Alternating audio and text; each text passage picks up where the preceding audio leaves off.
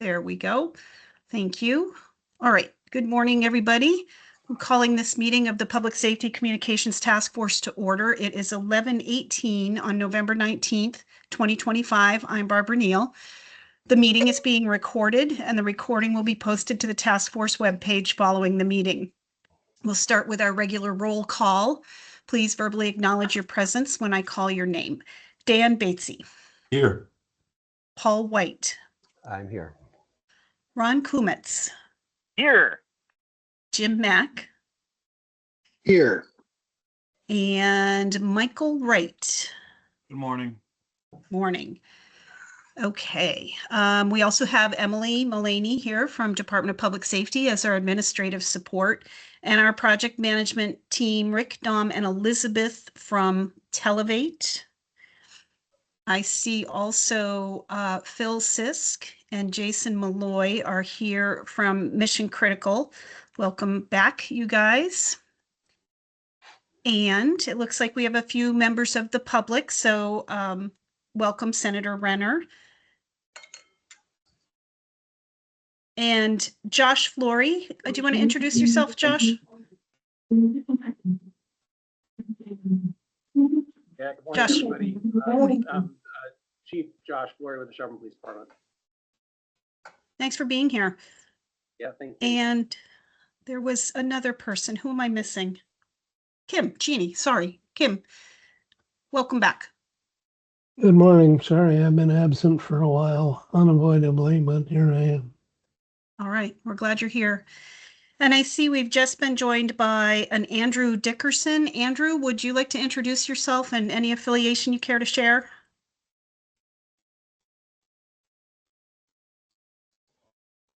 Good morning, Chief Dickerson of the Shelburne Fire Department. Good morning. Okay. I think that covers everyone. So we will move forward to approval of the agenda. The agenda was distributed to task force members by email. It's also available on the web page. Are there any changes needed to the agenda? Okay, hearing nothing, we'll consider the agenda approved and move on to approval of the minutes. These would be the minutes from last week's meeting, November 12th, which was regular meeting number 65. Do we have a motion to approve those minutes?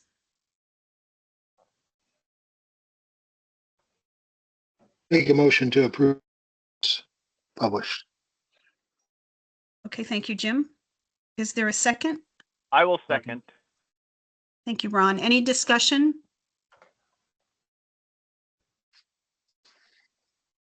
Paul, were you trying to say something? You're. No, I'm just struggling to get my camera to work. Oh, okay. It looked like you were. There you are. Now your camera's working. Okay, all in favor of approving the minutes from November 12th, raise your hand or signify by saying aye. Aye. Aye. Hands are up. Okay, the minutes are approved. Let's move to project updates. Dom, go ahead.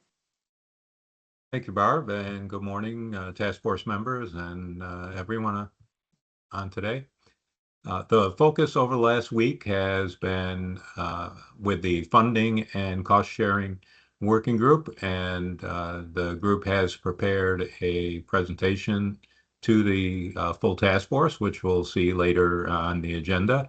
We also distributed the compilation of the recommendations from the other working groups that had been developed previously, including Tier 1, Tier 2, and Tier 3, and I believe those are going to be considered by the task force as well. And finally, we are working to put together what the specific presentation of our recommendations will be to the legislature, which we'll have further discussion on later as well. I think that summarizes things. Yep, that sounds good. Excellent. Phil or Jason, anything from Mission Critical? No, ma'am. Thank you. Okay. All right. Okay, so then with that, we'll move on to a review of the funding and cost sharing working group recommendations. And I think I'll hand it back over to Rick or Dom for this. I think Rick's going to take that. Okay.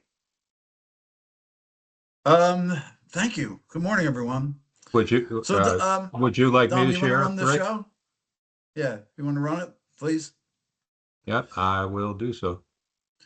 All right. So as Dom's pulling up the presentation, I wanted to thank the working group and all public members who supported the meetings and discussion.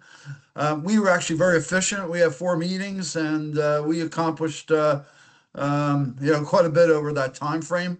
Some very creative approach towards funding and cost sharing, and I'm pleased on their behalf to present the preliminary recommendations of the group.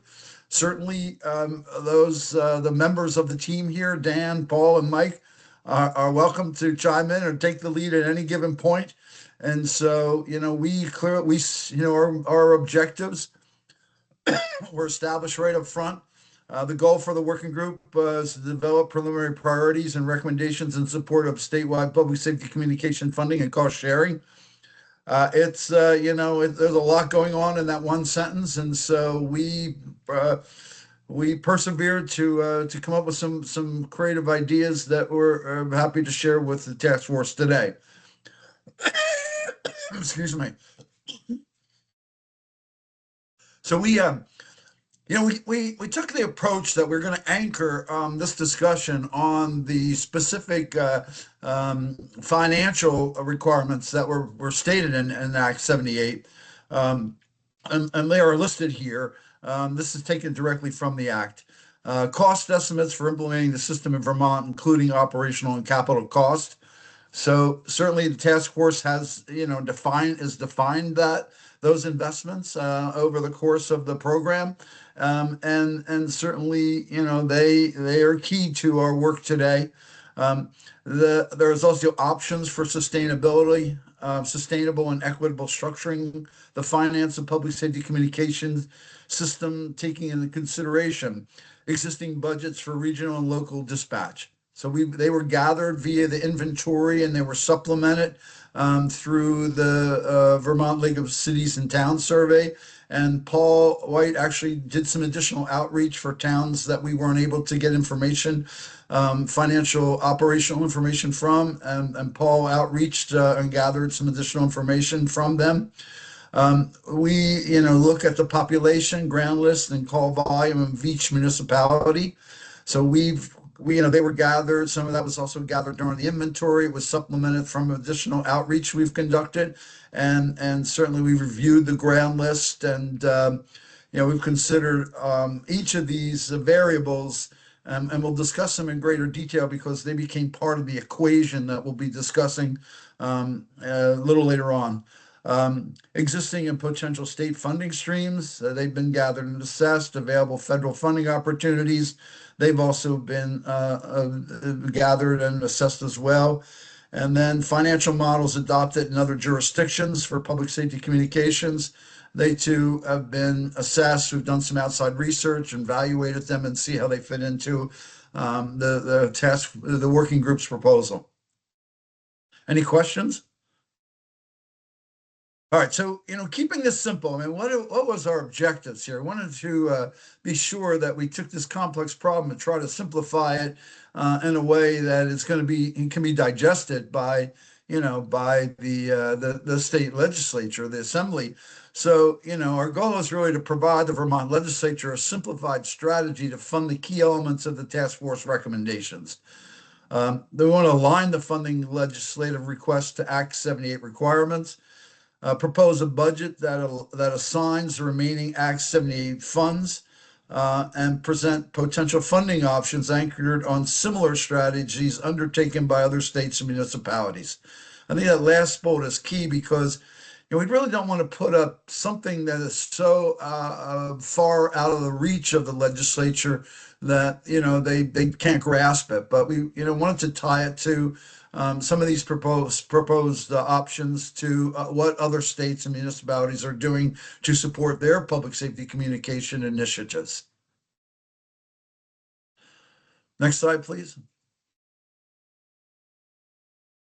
All right, so here's the funding strategy that the working group is proposing. So the goal is really Act 78 budget fully allocated based on the approved Tier 1, Tier 2, Tier 3, and governance working group recommendations. Year 1 funding requirements as identified by the respective working groups and approved by the task force. So in year 1, we've identified preliminary costs, and I think each of the task force members were provided some information, and some homework, so to speak, to review them and to agree with them and discuss. We're going to discuss them a little later today. So in years 2 and 3, the operations and initiatives funded by the balance of the Act 78 budget. So we're proposing is say, okay, we've taken our year 1 and made the investment, and then the years 2 and 3 operating costs would be also funded out of the balance of the Act 78 budget. Post year 3 operations and initiatives would be funded from the towns not currently paying for dispatch services. And the goal really here is to leverage the future funds collected from the towns not currently paying for dispatch services. We would provide those towns a multi-year notification so that to give them time to incorporate the proposed dispatching fees into their respective operating budgets. So we want to give them some runway. We're going to let them know that while, in order to bring some equity across for all towns, the goal really is to, create a model. We're going to just discuss the model in the next slide, that allows them to determine their fees, and this would work under the proposed Public Safety Communications Governance Board, but propose the formula for them to collect the fees. And so, in order, again, the recommendation from the working group was in order to ease the burden of these additional fees in their budget, that we could come up with a strategy in year 1, their year 1 for collecting the fees. We could do a 25% of the assessed valuation, and then year 2, 50%, year 3, 75%, year 4, 100%, and years 4 and beyond would be at 100% of the allocation. And the goal here really is to lighten the burden. So if this is a proposal, but we could, it could be based on a similar tiered fee collection strategy. This is one that could be verified, but this would ease the burden on towns, for them, assembling it into their budget. There's also initial thought of initial $3 to $5 million allocated to land mobile radio system enhancement would provide a foundation for continued state investment into LMR. So we all understand that LMR needs to work for the containment area of the various PSAPs and dispatch centers, and so. Goal really is we could discuss this in an upcoming slide too about that. That's how we could also assign those funds. Next slide, please, Don. Any questions so far? All right. So what we had done in order. I have a question. Yes, Barb. Rick, I have Absolutely. a question. Sorry. Of course. Do we know how much this fee? So how much will be generated when the currently non-paying towns begin to pay? Do we know what that amount will be? We have developed a preliminary formula, and that formula in year 1 is something in the order of 600,000 to 700,000, and by year 5 or year 4, I think it's over. It's close to $4 million. About 3.5 million, based on the current formula, which of course is subject to review and adjustment, but based on the formula that has been developed initially. Okay, thanks. Well, you'll see, that formula has, we have options to tweak the formula one way or another.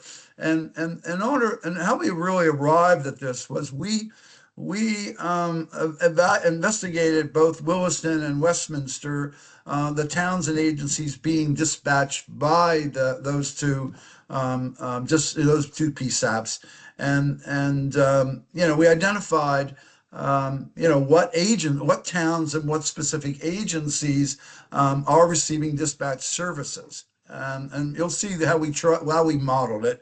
And there's some strengths and still some information to validate. And the next couple of slides will go through it. So I'm sure this is quite a bit to see in one slide, and so I don't expect you to read it. But basically, what we did for both Westminster and Williston is we went through all of the towns that are being dispatched by these two centers, and there's 103 towns being dispatched.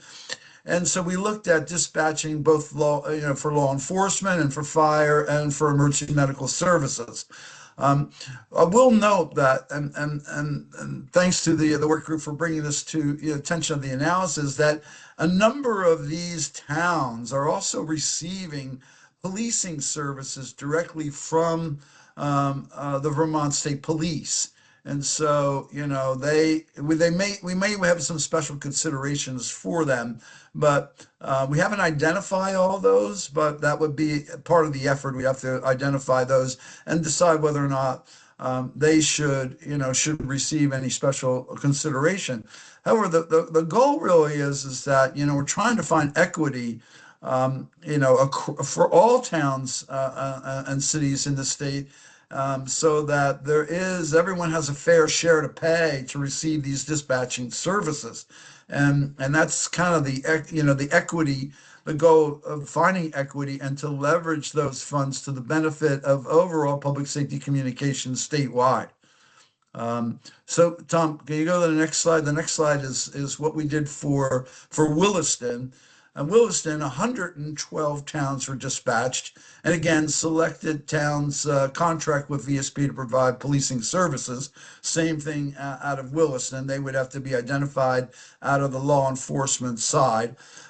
But the total of Westminster, Williston, 215 towns are dispatched from these two, and special consideration for towns using the Vermont State Police for policing services. We may want to consider that. Haven't really decided on that.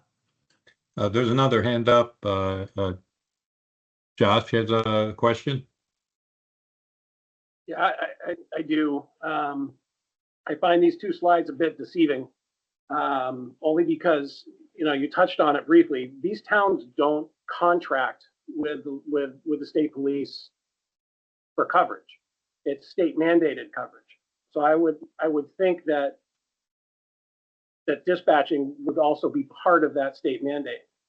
So I'm a little confused by this, and how is that going to affect the formula?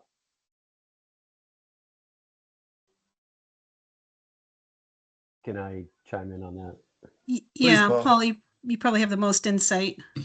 Yeah, so I mean, this is what I had brought up when Rick first presented this to the working group, is that, yes, most of these towns where they show law enforcement being dispatched by Williston or Westminster are, as Josh said, it's not that they're necessarily contracting with the state police, it's just the state police is the default law enforcement agency in that town. So, for example, pick a town, town of Orange is one I used the other day. If the state police is the law enforcement agency, troopers are the ones responding to the calls there, is it appropriate for the state to then charge the town of Orange a dispatching fee for sending their own personnel into that town to provide that default law enforcement service? And I would argue, no, it's not. If we're not going to charge them for the policing service, why would we charge them for dispatching that free policing service? But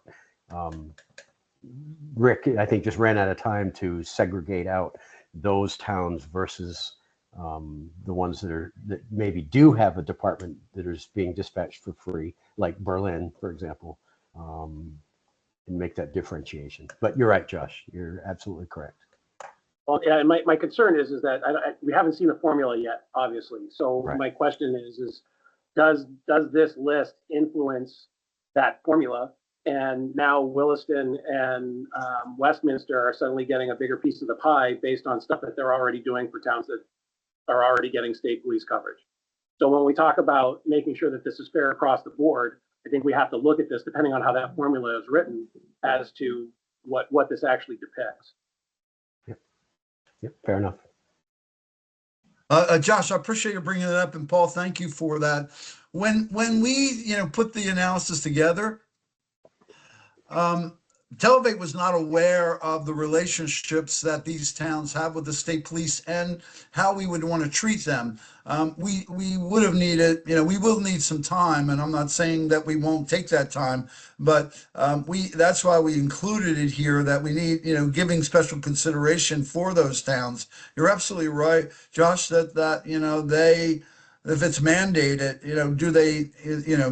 should they pay for those dispatching services? And that's exactly what Paul just talked about. Yes, Dan, please. Yeah, I just wanted to clarify that if we go with this model, the revenue that's raised is not necessarily just going back to Williston and Westminster. The revenue is going back to the system in general, would benefit everybody in this dispatch system. Correct. Right. It would be going to pay for things like training and CAD and things that are to benefit every community in the state. Yes, Ron. So I mean, I have a couple of observations. The first one is that I know there's different models for assessing dispatching charges.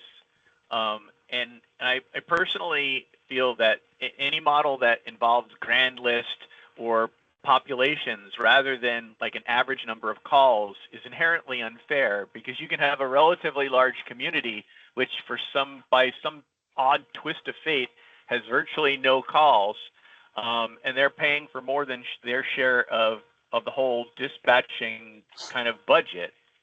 Whereas another small town, I don't know, some tiny little community might have a rowdy biker gang and they get a lot of VSP calls, and they're not paying their fair share of the whole thing. So I think that regardless of who provides your law enforcement or your fire or EMS, we know where those calls are coming from, and the costs of dispatching should be borne based on a community's use of of 911 and of the dispatching system in general. Well, I think you're right, and I think there's a piece of that, but I think it can't be solely based upon that, right? Because if we're only asking about the number of calls, then the opposite also can happen. You say, look, I live in a little town, we barely ever use the dispatch service, we shouldn't have to pay anything. But remember, we're not paying on a per call basis. You're paying for the 24-hour availability of the service as well. So what you'll see is we've devised a piece of that to say that there is a base fee that just being part of the system goes towards, and then that is then stratified based upon usage.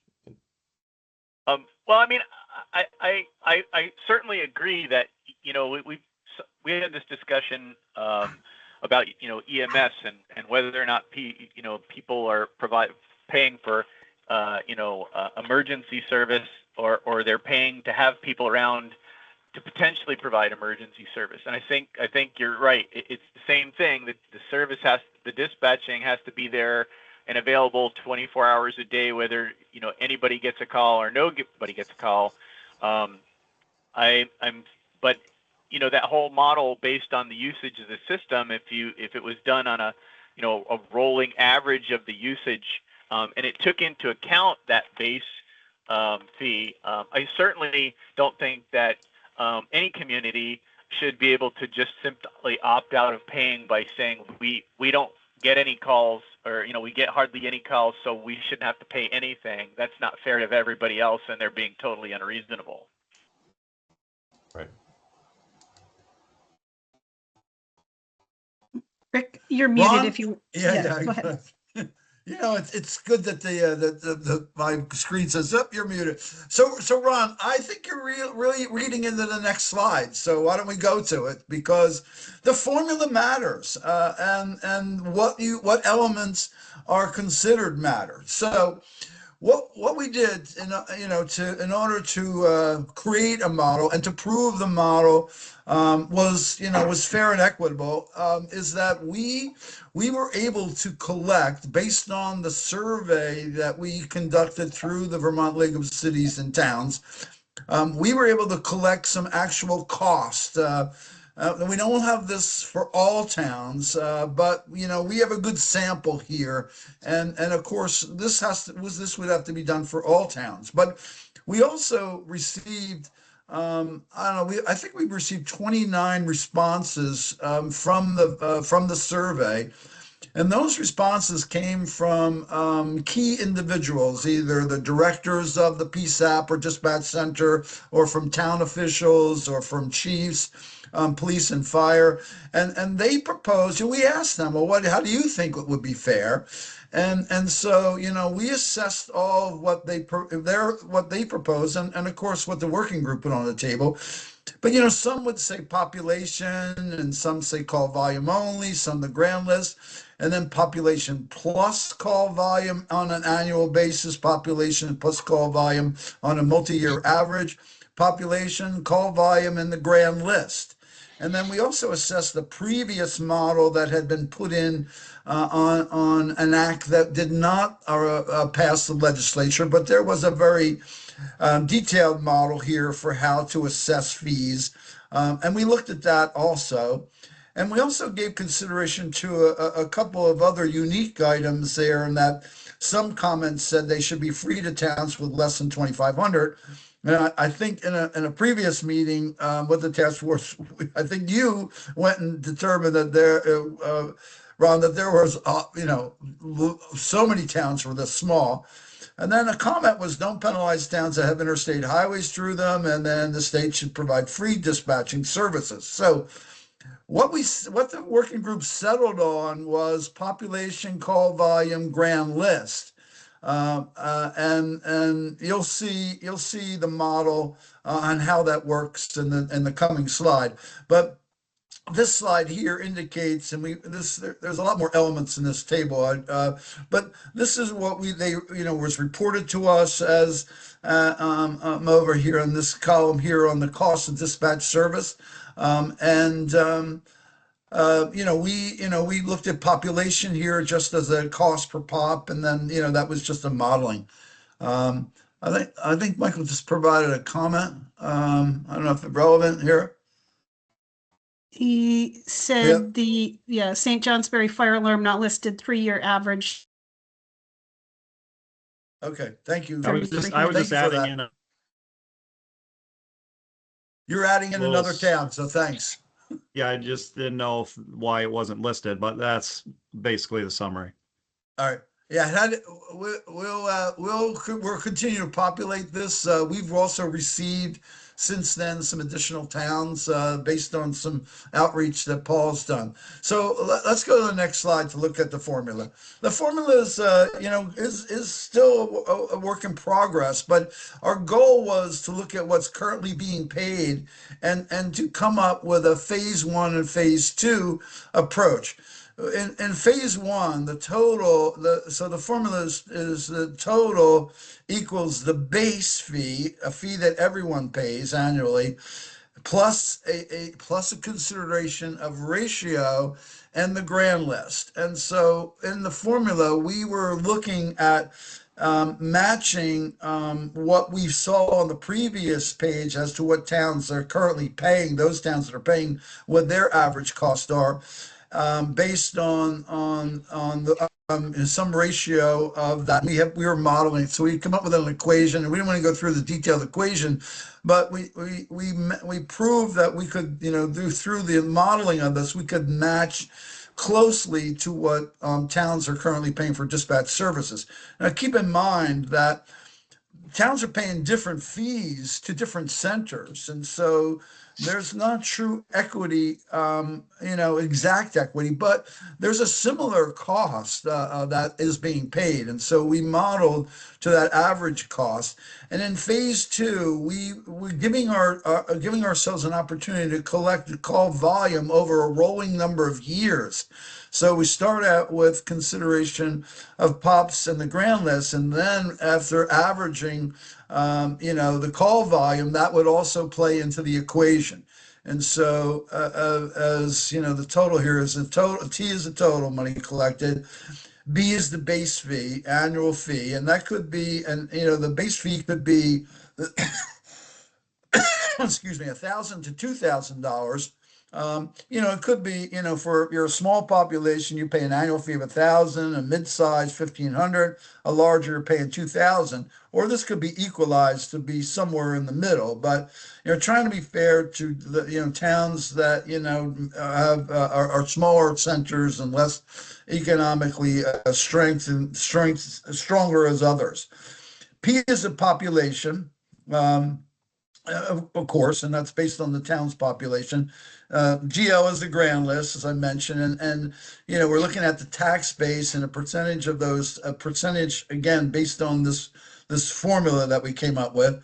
And then the call volume is the 911 call volume, and we suggested beginning in phase two.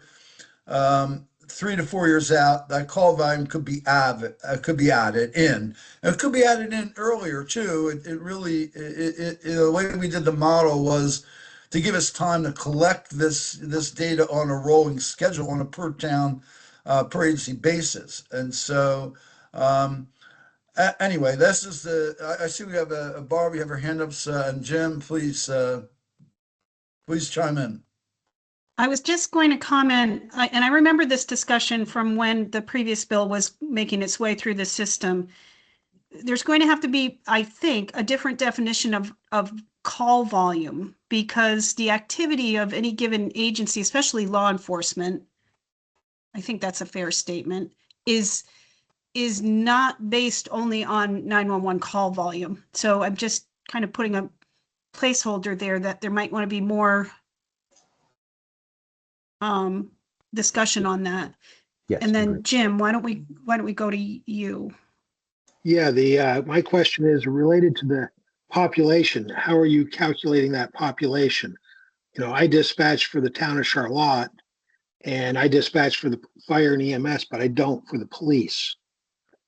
Are you going to prorate your population based on that? The population numbers you also were showing for me was just for the town of Shelburne, not for my whole dispatch coverage area. It's on if I can answer that, Jim, it's on a per town basis. So we're showing population per town. And the formula that will show you the current version that's been developed has separate fees for the different public safety disciplines. So there's a separate fee if that town uses dispatch services for law enforcement, a separate one for fire, and a separate one for EMS. Right. But the town in question that Jim's talking about is one of those towns that gets their law enforcement for free from the state police. So should we be charging them a fee for their police dispatching when they're not paying for the policing services at all? So that's certainly an open question right now, Paul. Thank you. Josh, for your question, I just wanted to say, and Ron, so the population that we assessed with was U.S. Census 2024, so 2020 census, and then projected to 2024. We can settle on what population data we use. The census does, obviously the census is based on 2020, but they do an averaging based on historical changes to get to 2024. But I think using the U.S. Census data makes sense. It's fair, and it's what it would be. We would have an average. That average is standardized across the board. But at whatever population numbers we use needs to be standardized. And we have to agree we're going to base it on this on this set of data. I All right, agree. My issue here is my dispatch coverage area has a population of approximately 50,000. Now, I dispatch for fire and EMS for a lot of that, and state police does the rest for law enforcement. But when you're on your previous slide, you had 8,000 something for Shelburne. My population that I serve is larger than 8,000. I understood. So 8,000 is just Shelburne. That was Right. not Yes. your whole center. Right. We would look at the population for each town Each that town. that you dispatch for, not for the PSAP itself, not your town, but for every town being dispatched by every dispatch center and PSAP. Josh, your turn, sir. Yeah, so thank you. So my question is this: how are you figuring out call volume? Are you using mutual aid calls? So, for instance, we've got a fire department here in town that runs 144 calls, or in our center, that runs 144 calls a year, basically. But we're only billing them for their actual call volume in town, which is 47. So we're not necessarily billing for mutual aid calls. Are we still billing for mutual aid calls? And secondly, and this is, I get that the idea is to get this equalized across the board, but why is this something that's going to be state mandated for everybody, and why do I have to follow the state mandate? How does all of a sudden do I have to follow this? Is there some way that becomes I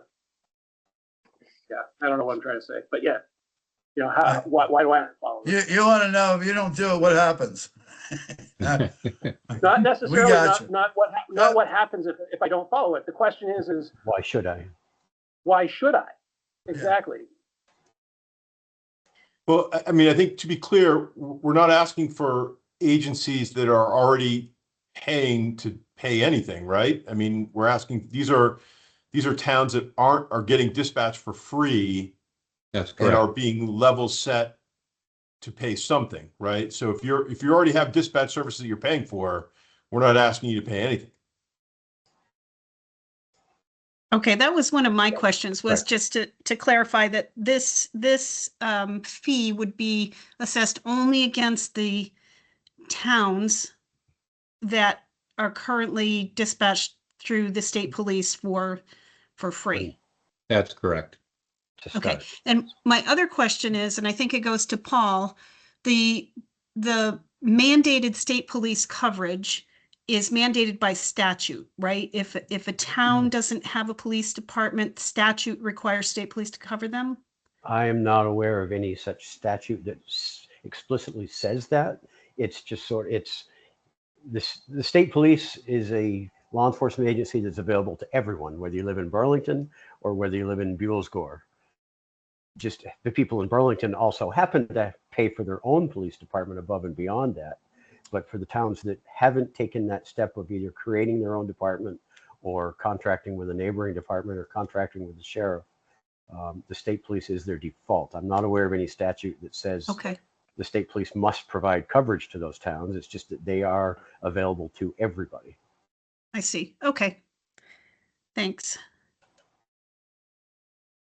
I think it's important to reemphasize sort of where we were going with this, and the principle behind this is the idea that of the strategic goal of equity, right? What we're trying to do is make sure that everyone is shouldering a similar burden of a system-wide dispatch service. That is the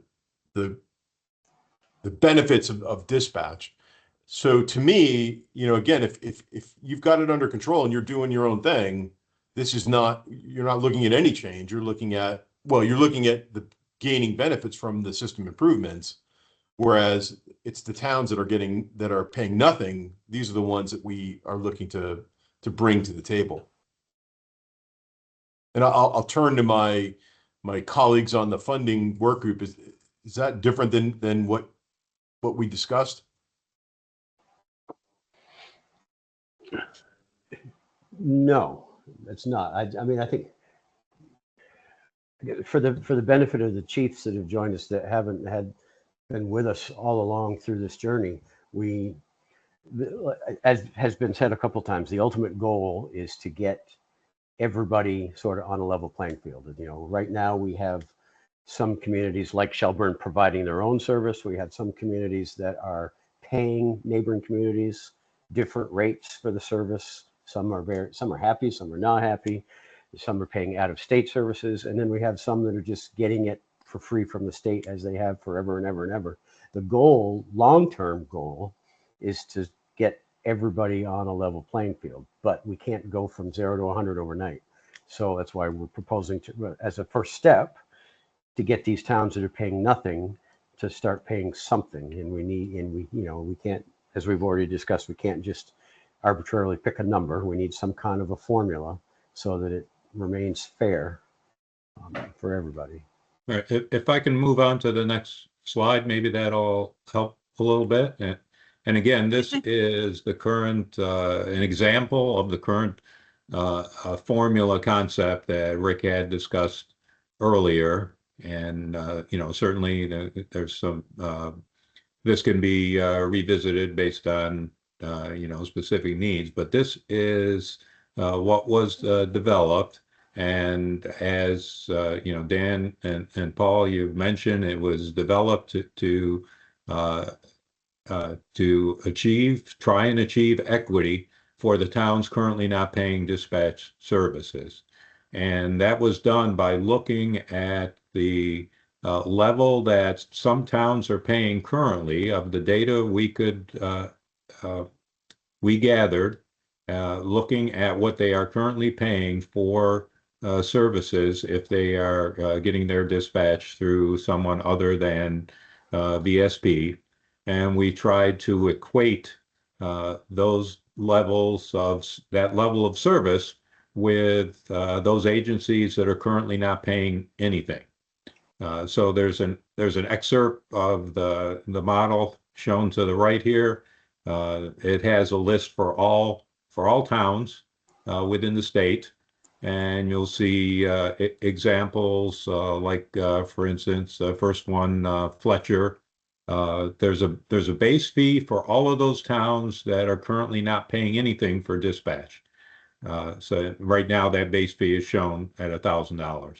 And there's a law enforcement fee assessed if that town is getting law enforcement dispatch from the state police. Now, we acknowledge, the comments earlier about those towns may be receiving their policing services from the state. But right now, this is shown as a fee if they are receiving law enforcement dispatch from state police. For Fletcher, you'll see that the fire and EMS is 0, which means they're having fire and EMS dispatched by some other entity, and they are already paying for that service. Therefore, we're not assessing a fee for those services for that particular town. Similarly, or as another example, look at Greensboro. Greensboro does not have any fee assessed at all because they are paying for dispatch service for all 3 public safety disciplines with another entity. So they're not being assessed. And that's the same you see for Hardwick and Hartford, for example. So that's how the model was put together. There's a fee for each public safety discipline service, dispatch, law enforcement, fire, and EMS, and this was done to have those agencies currently not paying for those services to pay something to achieve equity. Michael, you have a question? Yeah, I'm just curious why the fire fee would be more than the EMS fee, because that doesn't make any sense to me as far as volume in any of those towns. Yeah, in some cases, that does turn out to be the case.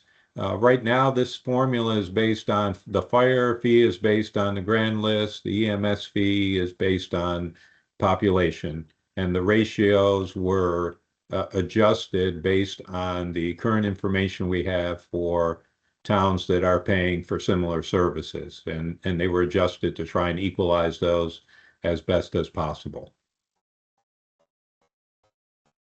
I'm not sure if that totally answers Okay, your so it does, question. so in this equation, then the volume is not part of the equation, then? It's just Not at, population?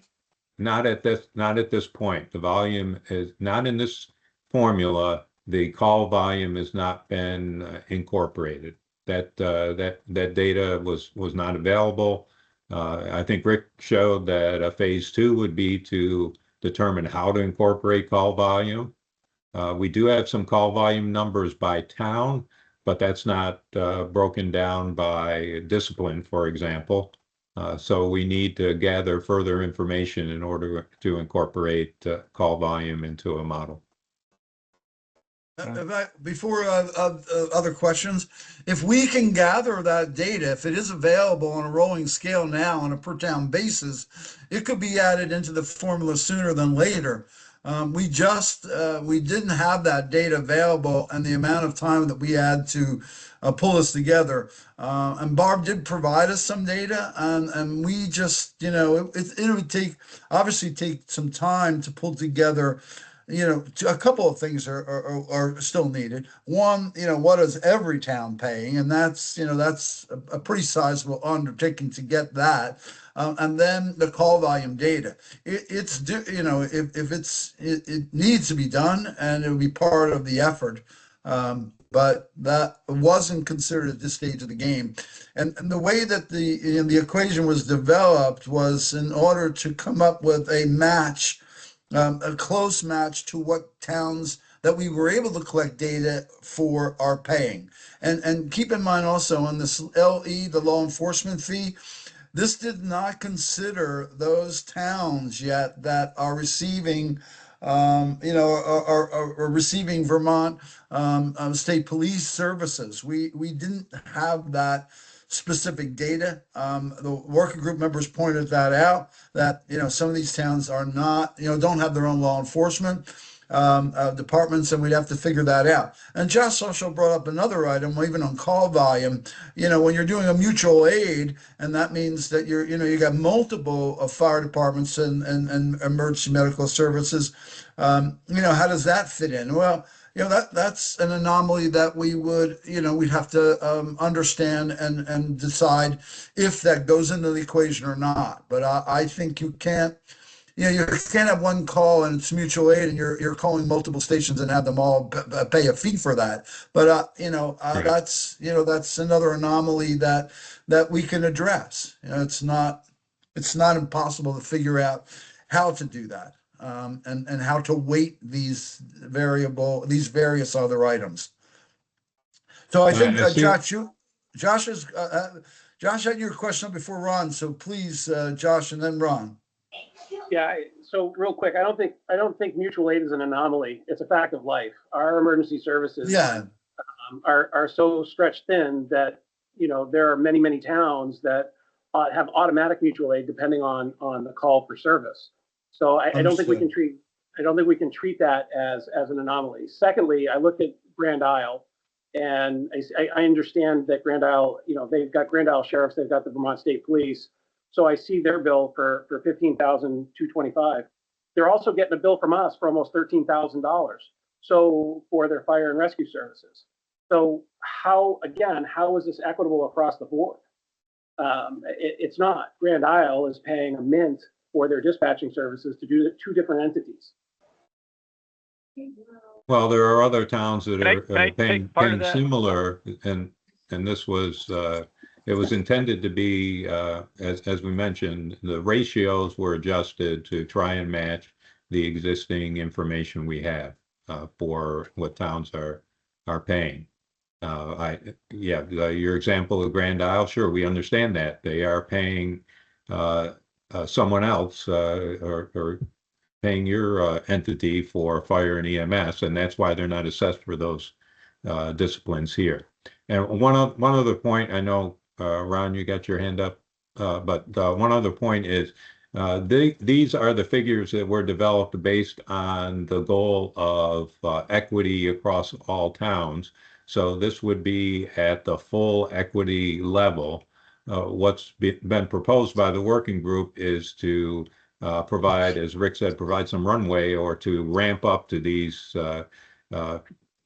figures, for example. So the first year would only be a 25% assessment of this. So Grand Isle right now shown 16,000. The first year would only be 4,000, for example, in order to kind of ease into it.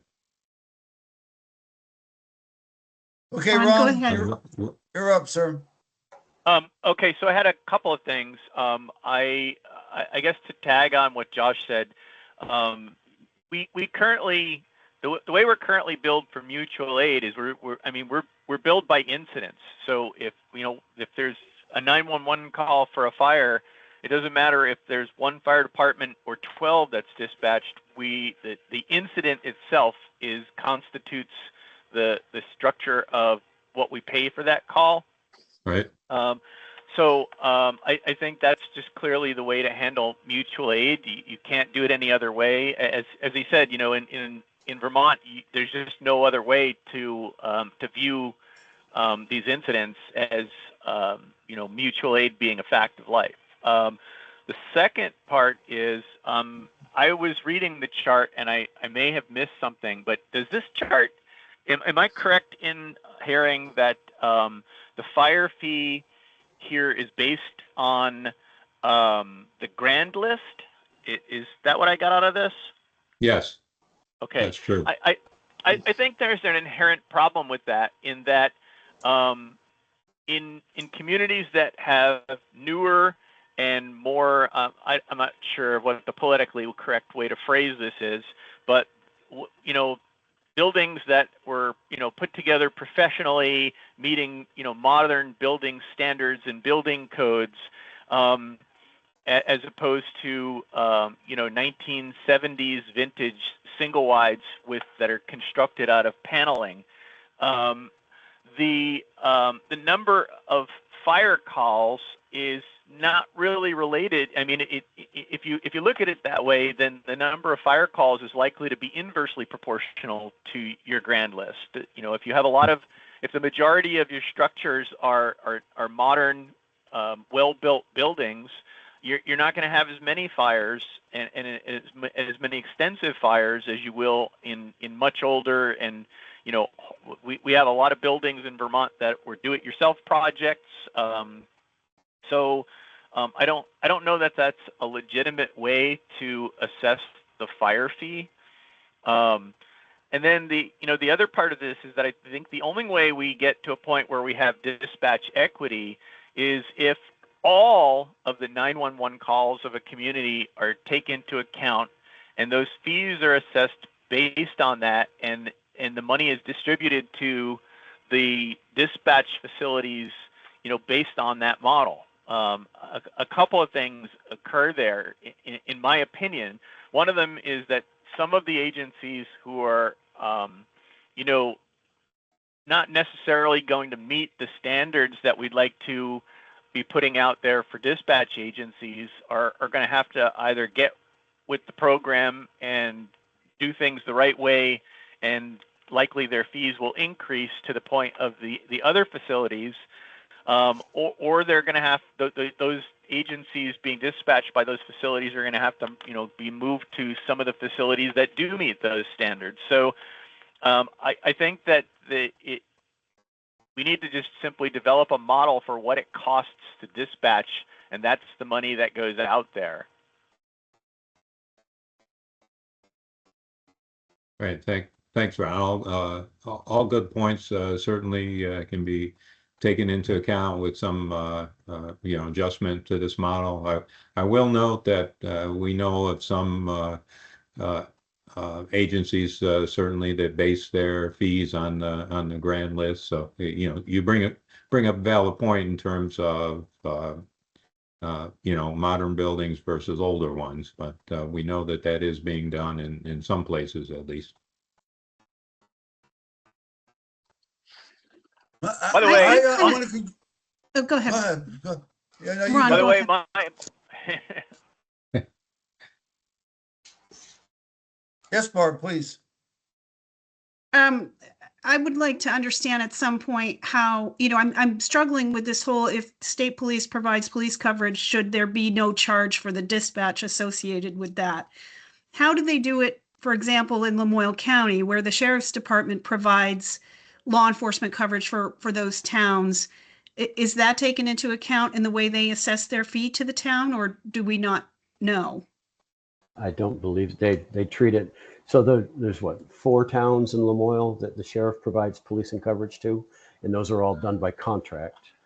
And then the dispatching assessment is totally separate. I see. Okay. Roger's formula for dispatching fees is sort of it's an algorithm based on grand list, population, and call volume, I believe. Okay. I'm still struggling with whether there should be a distinction between police response and the emergency communications piece of it, because I think you could make an argument it's a different animal. Sure. And you could make the argument it is this part of the same. So, Right. Ron, go ahead. I walked over you again. That's okay. What I was about to say was I'm kind of on the same page, but what I think is that if a all of this dispatching should be taken into account. In other words, if there's a 911 call that happens and somebody needs to be dispatched, then that is part of the structure of the dispatching, and it's paid for by the dispatching fees that are collected, whether it's fire, police, or EMS. And anybody who has a contract with a specific agency, whether it's a sheriff's department or they happen to be paying, I don't know if there are agencies that are paying VSP, but no matter who it is, that agency's dispatch would then be covered by the money that's allocated for those calls to start with, and they would not have to, double charge those communities for the dispatching part. Am I explaining my thoughts there clearly, or am I just like way out in the weeds? No, we see where you're coming from, Rod. Yes. Right. Well, and part of if I'm understanding what Ron's saying is we need to understand the total picture of what dispatching in the state of Vermont costs across the board.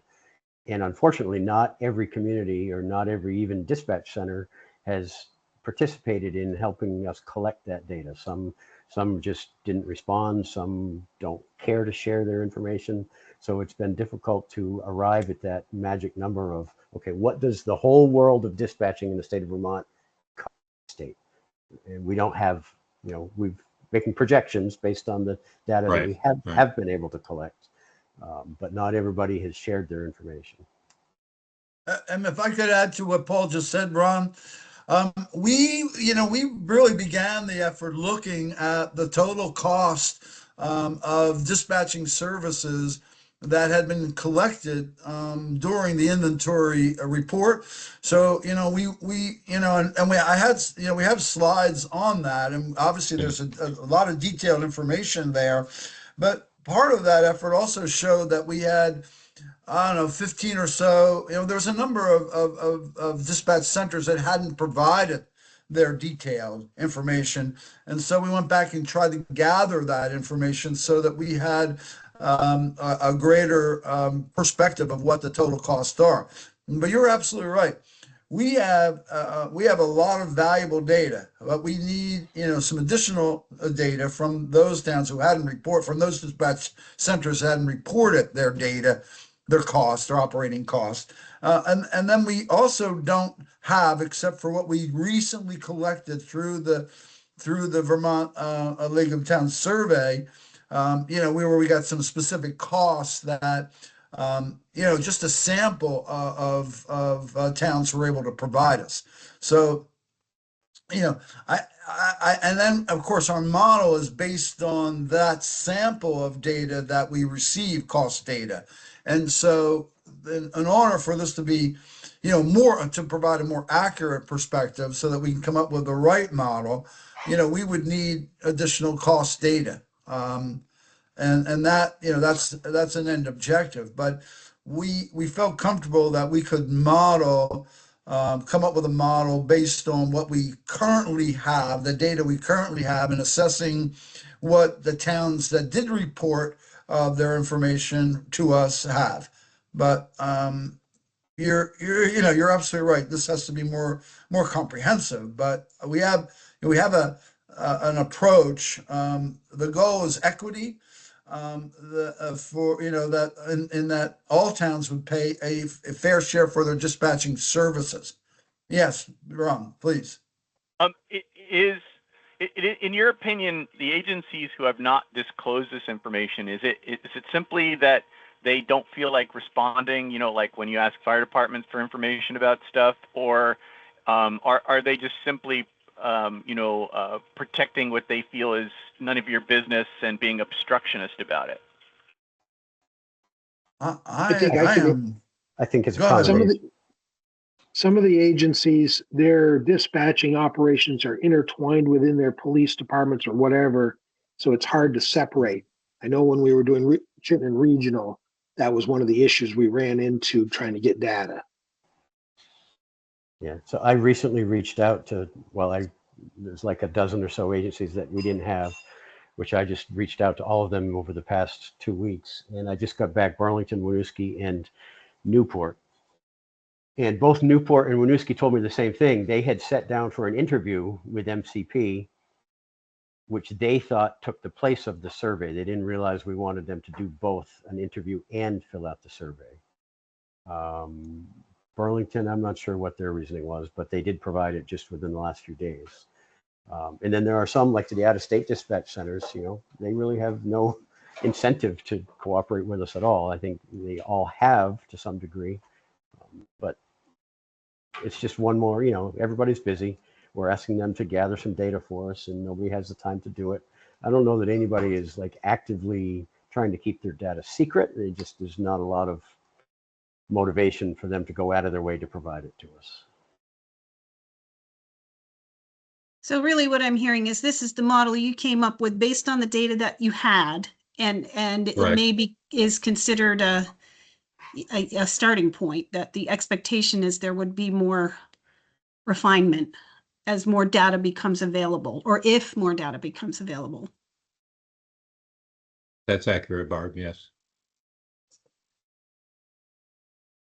Barb, not only for the cost, but also call volume data.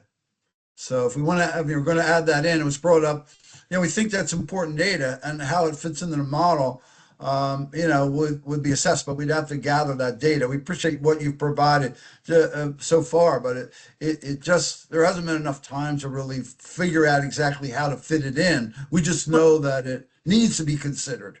And a couple caveats on the data that I did provide is its total 911 call volume. I have no idea without listening to each and every call if they're police, fire, or EMS calls. That call volume information needs to come from the agencies themselves.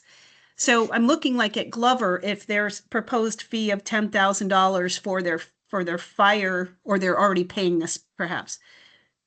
Bad example, never mind. No, that is a proposed fee. That indicates that Glover's not paying anything today. Okay, so if Glover has one house fire or one fire call a year, I mean, the question is, how would you use the call volume data once you have it would it like prorate something or do we not? Maybe it's too early in the discussion for that. It's somewhat early. It might be more appropriate, certainly, than a grand list, for example. On the fire side, it may be used to prorate some of the other figures. Okay. We'd certainly be happy to have some of that data now. and provide some feedback on how and where it fits in. But because we didn't have that data on a on an average basis or for any given year, I mean the idea of averaging it over a period of time seems to be a reasonable approach. And we received even through the survey 3 years rolling average. And the previous act, the Modernization Act, also looked at 3 year averaging the data. So what would be best is really up to the task force, and or maybe it goes we say, well, the future governance board would put together a subcommittee and put this together as well, because we have operating fees based on the way we're modeling it. We have operating fees for the next 3 years, so we have time to refine this model and propose and sell it to the community. So we feel that's why we're not only giving them a more runway, but also to allow us to develop a more refined model Mm-hmm. Okay, based I on guess, having more data. right. So one of my questions is, we've got to move on the agenda because we've got a number of other things to cover. So what do we do with this? First of all, do we have everything that you wanted to present from the funding? Just a couple more slides, I think, just to give okay. you, Yes. yeah. So, we have this budget, and I think everyone, this is a working budget right now that we put together a model here. And a number of you have seen this, and some of you, well, all the task force members were asked to opine on the budget. And so the approach here was that, we've got some upfront investment dollars on.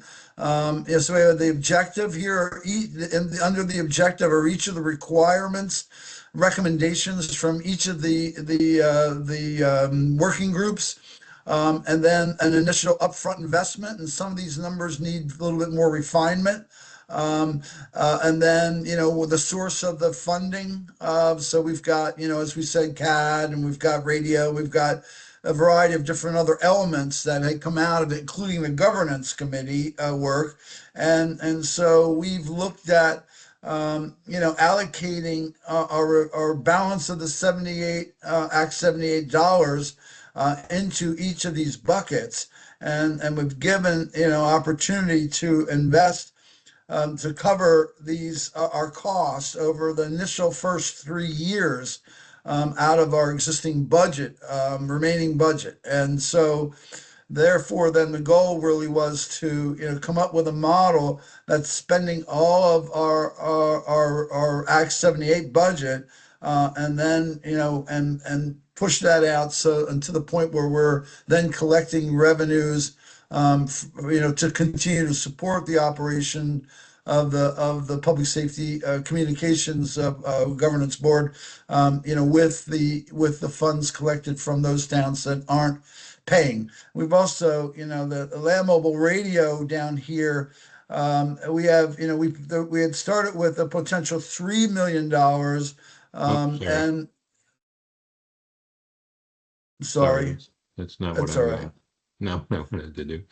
I was trying to highlight the land mobile radio, but that didn't work. I, how did you want to do that? You want to zoom in on it or what? No, go ahead. Just talk All right, through so, it as is, we're please. looking at, there's initial investment here that we had talked about previously of $3 million. We considered, if we invested $5 million upfront, that would cover, we could also add some UHF expansion into it, or expand the VHF. And then, what we've modeled is that we would need approximately 30 to 35 million additional to achieve a regional VHF statewide radio network that would meet the needs of the operating entities. And so, land mobile radio is the largest ticket item out of all of this work. And so, an initial investment out of the Act 78 budget And again, this budget here is still up for, it's a preliminary. And we've asked for each of you to opine on it based on the information that Dom sent out earlier this week. But the goal here really is that we would maintain our operations of the governance group to continue to advance these initiatives out of the balance of the funding act, and then beyond that, we would supplement it through fees to those towns not paying for dispatch services. So go to the next slide, please, Tom. So we also put together some, these are just options and just to present to the legislature for their consideration. State bonds, many states and local municipalities use state bonds to fund their public safety communication systems. We've got the Act 78 funds, the Universal Service Fund in Vermont, 72 cents per line. As an example, Massachusetts is charging $1.65, and they use that to fund some of that to fund their radio network. User fees for if we go to a statewide radio network, those entities, those local communities wouldn't have to maintain their own individual. They could contribute potentially some fees to the ongoing operations of the statewide network. The potential to gather fees from providing access, commercial access to towers. Maybe there's a rental car fee, a tourist levy, potential to, see if we could request a portion of the cannabis tax. Some states, Indiana and Florida here, Indiana puts a fee of $10 on their motor vehicle transactions, and they use that to fund their public safety communication systems. Florida has a levy, additional levy on tickets they issue, and they use that for their systems. And then special taxes. There's I put in a link here, the funding mechanisms for public safety communications put out by the federal government, and we know, Whitfield County, they put a special purpose tax on, and Yakima County also had the voters approved a sales tax increase that they're going to raise $40 million for a new radio network. And these are just considerations for the legislature. We're not saying, the goal is not to say here's what you should do. These are some considerations that other states are doing. And with that said, that should be the last slide, right, Tom? Yes, it is. All right. Okay, a lot going on. I really appreciate the dialogue. We learned a lot. We provide a lot, and I think whatever the next steps are. Barb, I'll turn it back to you. Whatever the next steps are. Right. Yeah, that's a good question. That was it is a ton of information. I don't know that that I'm ready to make like a decision on this approach. Dan, what do you think? Where do we go from here with the funding discussion? Well, here's what I would say. I don't necessarily think we have to, at least in this initial report to the legislature, I think we could say this is a work in progress. That what we have is the framework for an idea of how to build equity among the communities that are not paying anything for dispatch services.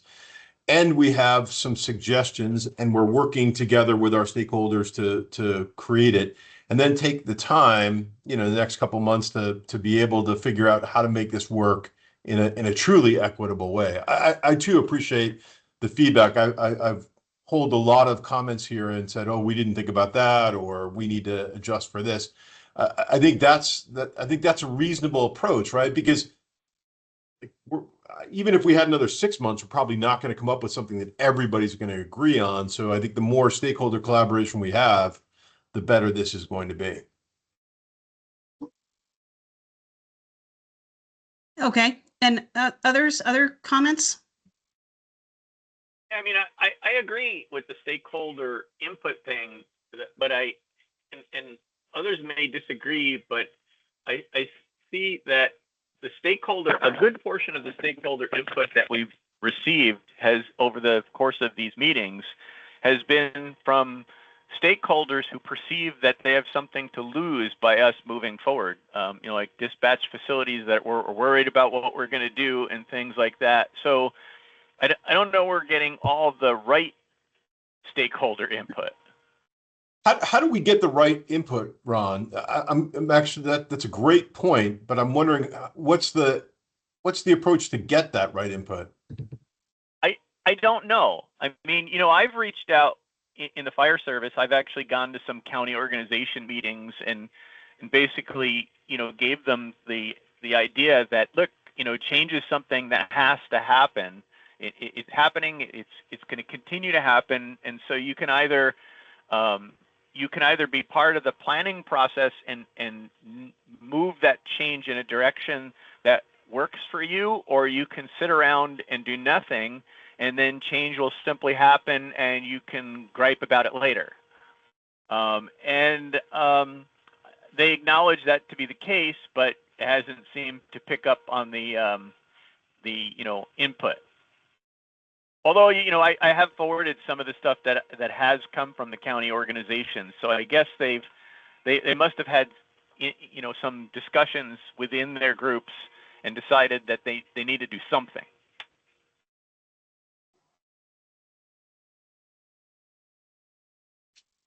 So if I could just add to that, we also believe that the Vermont League of Cities and Towns needs to weigh in, and Mike Donjus was going to continue a dialogue there.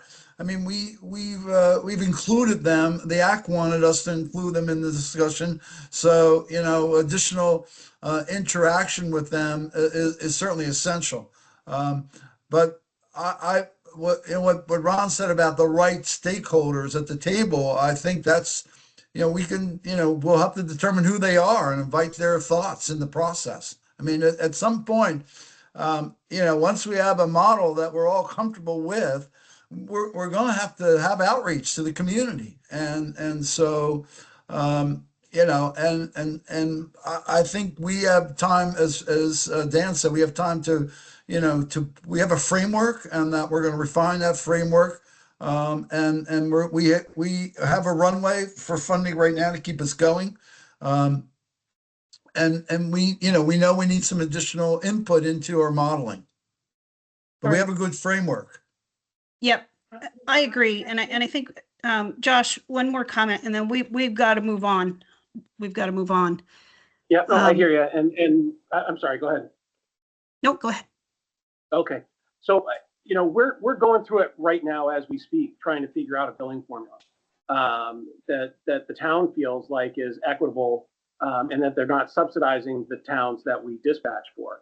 So when you're talking about stakeholders, I think, at least from my standpoint, with my center, is that I'm looking to see what the state is going to do to see if, what that funding formula looks like, so that I can potentially implement it here, especially if it's going to be something that's mandated, so that I'm on board with what that looks like. So you have to look to the regional centers that we already have, us, St. Jay, Newport, Lamoille, Middlebury Ambulance, even though they're not a huge player in this, they still are kind of regional in the fact that they dispatch for other agencies. So I think those are your big stakeholders, because none of us, in the grand scheme of things, do billing the same way.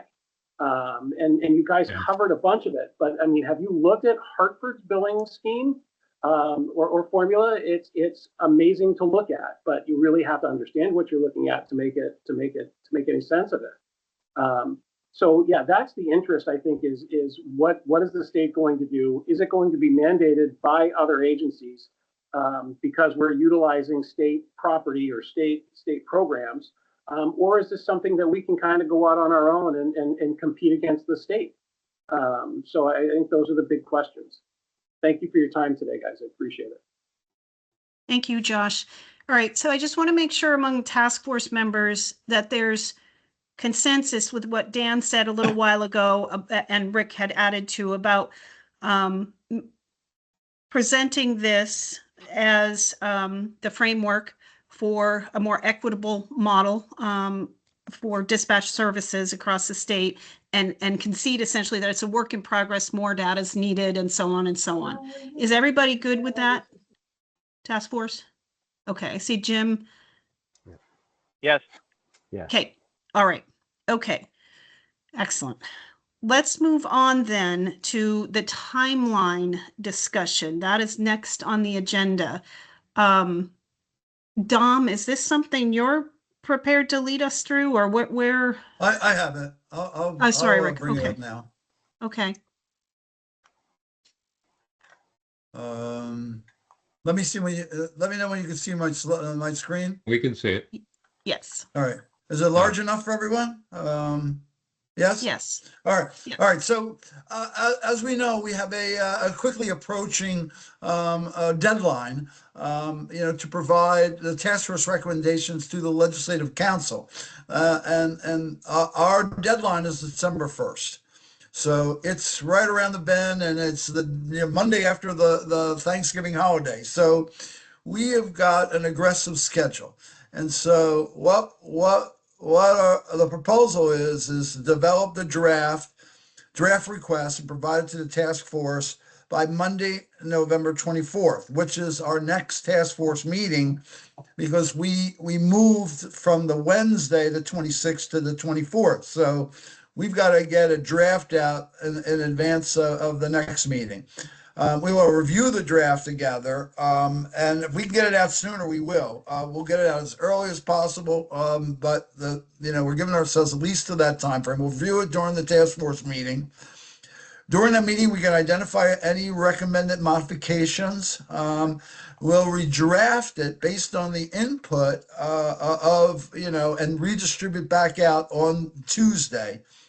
So ideally, the changes won't be that dramatic, but who knows? But we on our end will persevere and get it out to the next day, and then we would then have the task force members would have to give us their comments back on the 26th. So 24th release, 25th revise, feedback by noon on the 26th, and then if the changes aren't dramatic, we'd have it back that day. If they need a little bit more extensive, we'd have it back not later than Friday, November 28th.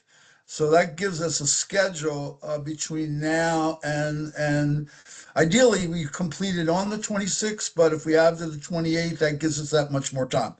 And so what has been proposed to provide is a 4-page document. Page one is an overview of the Task Force Public Safety Communication Project and our recommendations. Page 2 would be alignment of our recommendations to the Act 78 requirements. Page 3 is a budget allocation proposal.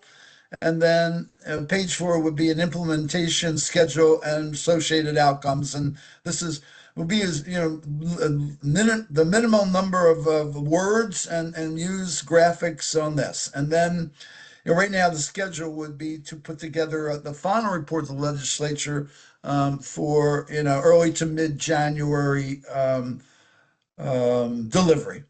And with that said, Barb, Dan, your any input from the two of you would be helpful. I think this schedule looks aggressive, but it's what we have to do at this point. And the timing of it all makes sense to me. Dan, how about you? Yeah, I think so. And I don't know that we're going to get into them today, but I have some thoughts about simplifying some of our recommendations. When I was reviewing what you sent in, Rick or Dom, I Yes. can't remember whoever was. Dom? I think, we could take a 14-slide PowerPoint and make it about 4 slides. Oh, yeah, absolutely. And lump things together. And again, remember, in terms of the actual legislative, I'm hesitating to even say ask, because I don't know how many asks we really have, recommendations. There really aren't that many. There's a couple, and then the idea is to percolate conversation for for a broader plan to come in January. So I think we can keep it pretty simple. And I think if we do that, that makes this process a little easier. Okay. Other task force member input on the timeline? Okay. I think there's consensus then to move ahead with this approach, Rick. Well, I'm happy to stop sharing and get to work. Okay. Okay. That brings us to public comments. We have a number of people on the call. We are running late, so I would like to ask that comments be, maybe under a couple, 3 minutes, if that's reasonable.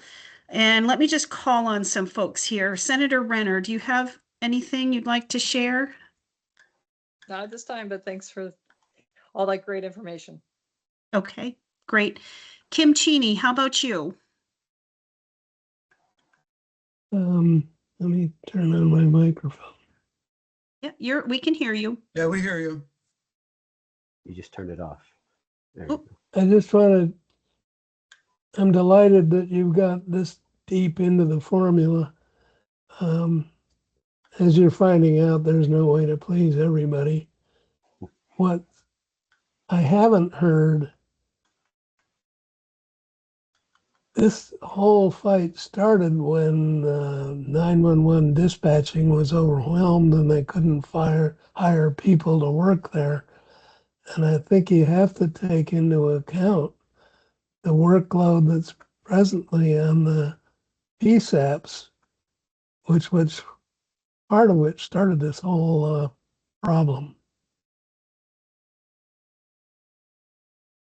Okay, thank you for that. Andrew Dickerson, anything to share? Yeah, just a quick comment. I appreciate all the work that this task force has been doing, and I don't want to dive back into a conversation that we've tried to put to bed. But I just wanted to provide a little piece of perspective on the formula and its potential outcome. I believe one of the agencies that we looked at was Glover Fire Department, and I believe, as I recall on the slide, their fire department billing for dispatching was $10,000 a year. And maybe Rick or Dominic could just confirm that I wrote down the right number as I was looking at that slide. Looking at the Glover Fire Department, in 2023, they responded to 32 calls for service, which if we take that 10,000 and do some quick math, that equates to in excess of $300 per incident that town would be paying for their fire dispatching services. So I think that just highlights how The there's 10,000 potentially number some, was correct, yes. yeah, so there's potentially some challenges there when you think about the way that's going to affect the Glover Fire Department, and then when you compare that to, Shelburne Dispatch, Josh or Jim, I think we're at $38 per incident currently, with an emphasis that we have to increase that from our town. So just food for thought. That's all. Again, I appreciate what you guys are doing, and I know this is an uphill battle and something that's really challenging to figure out a true solution to. Appreciate that. I think it highlights the need for the calls for service, the call volume numbers, actually. So that's something I think we need to work on. Josh, how about you? Anything further? No, I monopolized enough of everybody's time. Again, thank you for hearing me out. Well, we appreciate everyone's input, and if you have more, reach out to me or Paul or Dan, and we will hear it. So, okay, who did I miss? Is there anyone else from the public that wants to comment?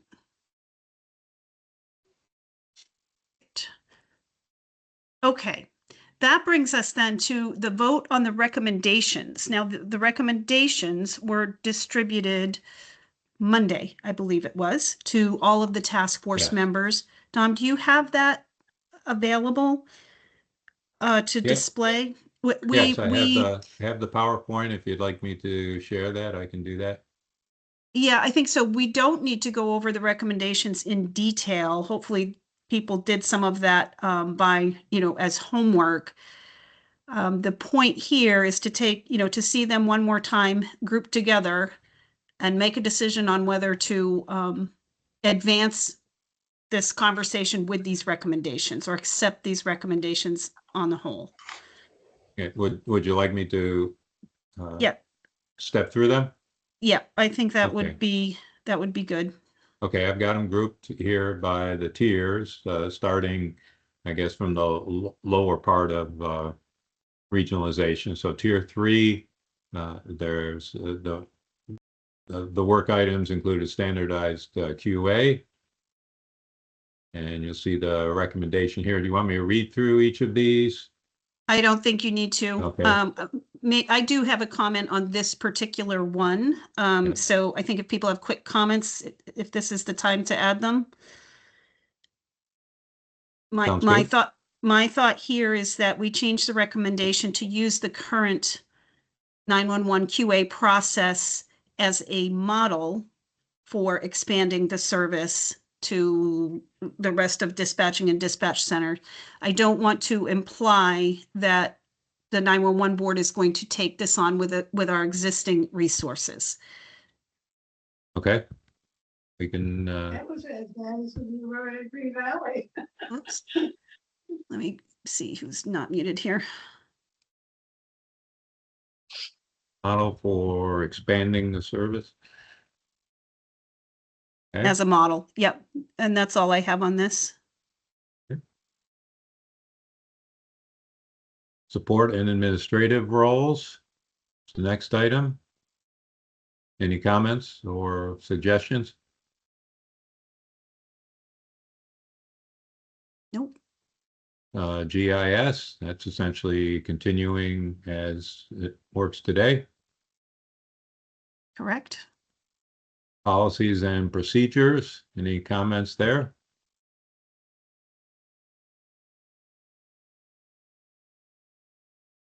Not from me. Okay. Protocols. I think similar to policies and procedures. Planning. The protocols, I wondered if maybe this is a conversation for the future governance board, but there's talk of putting on the table the electronic protocol question. I'm sorry, I'm not getting my thoughts together here, but it came up at the last meeting from Dr. Wolfson about including maybe using some of the task force funds to support the advancement of electronic protocols for both call handling and dispatch. This might be the place to make a placeholder for that conversation. Anybody object to that? Okay. So maybe Dom, just work in a word or two about that.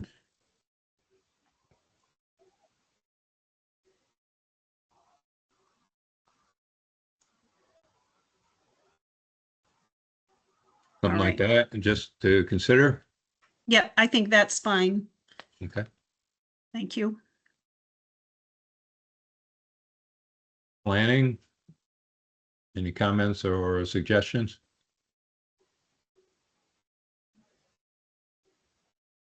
Okay, recruiting and hiring. Here we have, this would be a specific request for some type of legislative action on reclassification. Yeah, I have a comment on this one. I don't understand how we can do this in that really only 2 PSEPs in the state are classified by any kind of, I mean, like the only people that really have a classification are people who are employed by the state. Otherwise, the people are classified by their individual agency. I think where we're going with this is detailed better in the next slide, which is sort of a statewide certification or some kind of standardized recognition and training standards and things like that. I don't think we as a task force or even whatever the next governing board is can say that we're going to create a job classification. I see your point, Dan. Maybe there could be like minimum recommendations for what Yeah. dispatch centers should include in a job Sure. classification. Yes. Something to I like make that. Okay. I I think like when you that. start to have when you start to have standardized training and certification, then you get into the realm of what you have within the EMS system or in the fire service, where you have EMTs, you have AEMTs, you have paramedics, and that's their job description, and they have to meet certain standards and they're certified, and that's their job description. So I think if we're going to create a certification program kind of for dispatchers, then that accomplishes that that standardization of the classification. Yeah, I entirely agree with you, Ron. That's exactly where I'm going with it. And I think it's addressed in the next slide, which Well, makes this first one almost a bit redundant. Mm-hmm. I think they could be put together. Or Okay, develop, so yeah, here it says develop a statewide certification program for job classifications. Right. I Let's think take a look that at the covers next it. slide.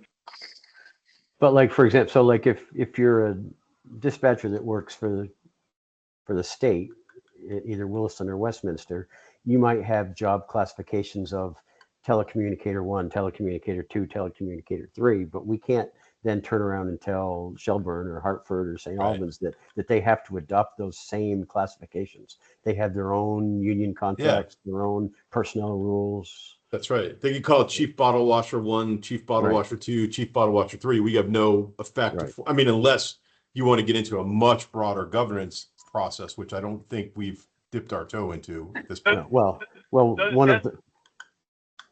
Go ahead, Ron. I just wanted to get a bit of little background information so I can better understand where you're going with this. So those designations within the state system, telecommunicator 1, 2, whatever they are those levels of like certification and training, or are those based on like seniority, or what is the difference between a telecommunicator 1 and a telecommunicator 2? In the state system, it's just a job description, right? Right. Well, I would say it's longevity and maybe level of authority. Quasi supervisors. Right. That's my understanding of how that works. I think the better way to go at this is to think about that sort of standardization. The building a common standard that people are either adopting as a certification. Ron's metaphor of the EMS side is very apt here, I think, because look, we've got all kinds of different. You might work at Regional Ambulance and call yourself a supervisor. You might work at Burlington Fire and call yourself a captain. But the certification is the same. If you're an AMT, it's the same at either agency.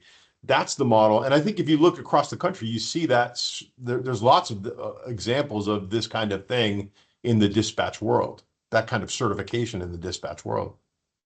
So I think we need to separate the idea of sort of like a certification and ability level versus something that's used to like determine your salary and how many vacation days you get. So if you had dispatcher, senior dispatcher, supervising dispatcher, something like that, and those corresponded to different levels of training and stuff, that really it makes it irrelevant what category they're placed into by whoever employs them in terms of how they're going to pay them. In fact, those agencies could then adopt and say, well, to be a dispatcher 2, you need to be trained at this certification label in the standard certification system.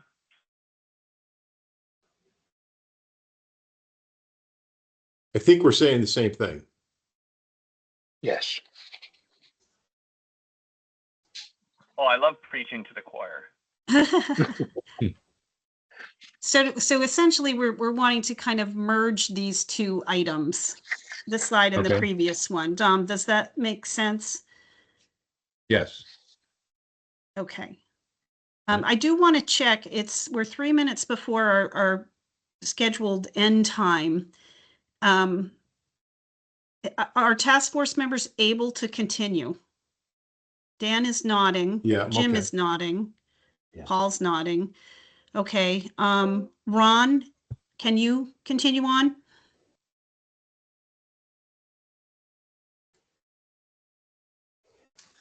I'm not hearing Ron. Michael, how about you? Yep, I'm good. Okay. All right, then we will continue to plod through these. So go ahead, Dom. Thank you. Okay. So the first, this one and recruiting and hiring will merge together. Yes. So that brings us to staffing.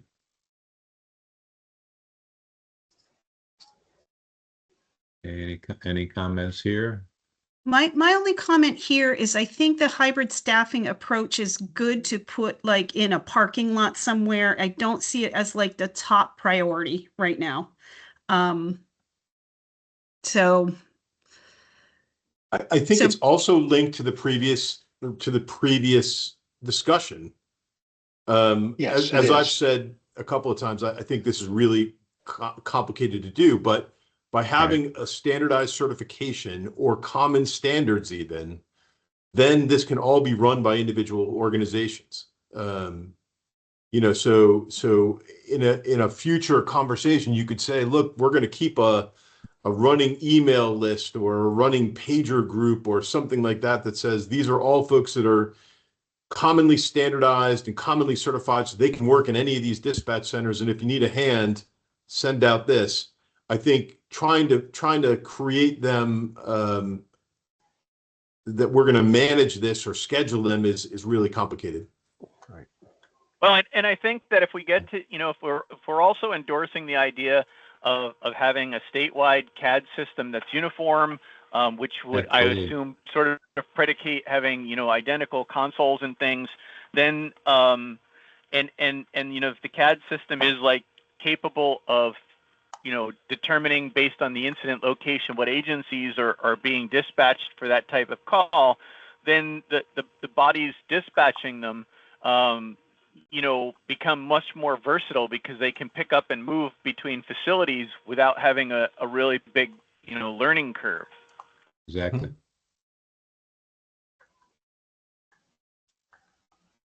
So is the request Okay. to try and link these three together, essentially?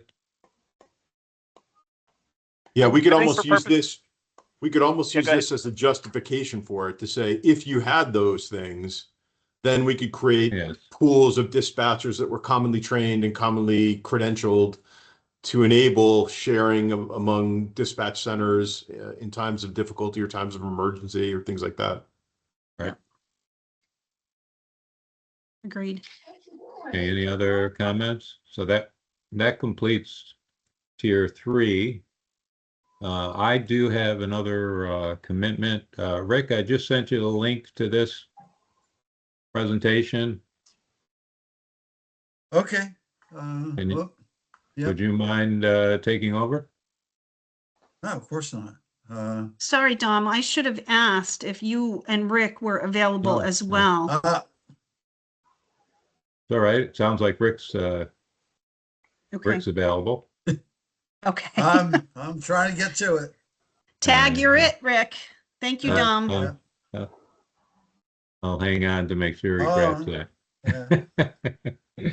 All right. What page are we at? So I can Page 12, slide page 12. 12. All right. Let me share. Let's see where we're at.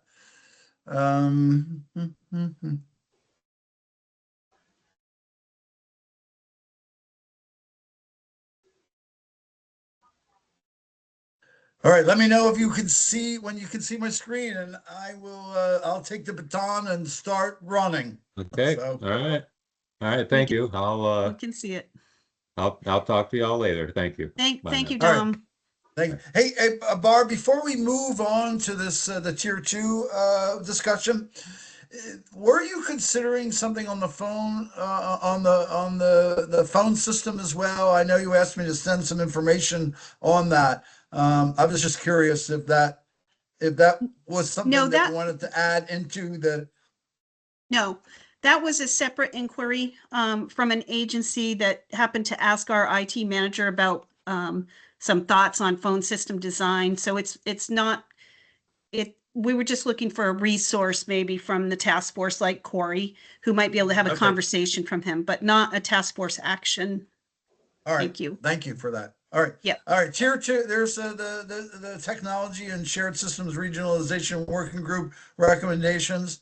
This is the CAD system, and I think we've had I don't know, any comments here. I think we're kind of unanimous that this is essential investment to make.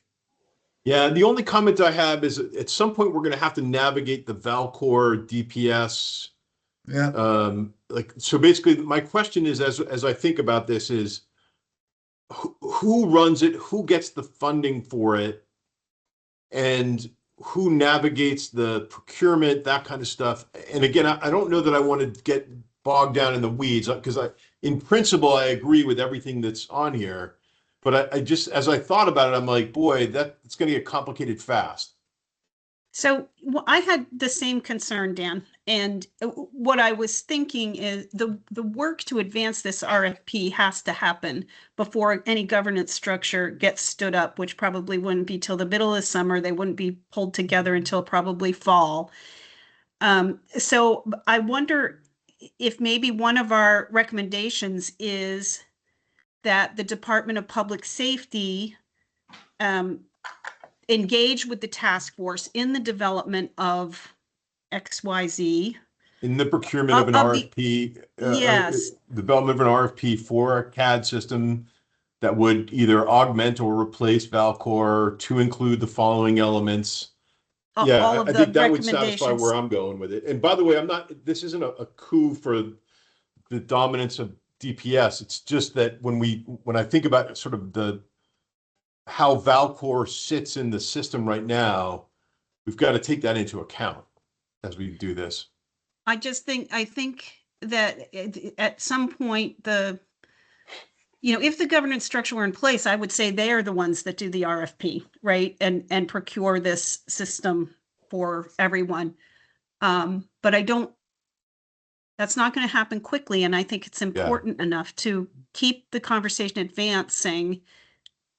I think it may be important, though, to have legislation that says it's not just a handshake between Barb and Dan and the rest of the task force that we're going to be involved. It's a requirement, you know. So and I'll add on top of that, Barb. Again, I don't disagree with you. I think the challenge will be. I would push back against. We're going to have one RFP for a CAD, one RFP for Valcor, the RMS, and then drive them by two different governing structures. I think that would be a mistake. So, that's the other piece of consideration that we want to have here.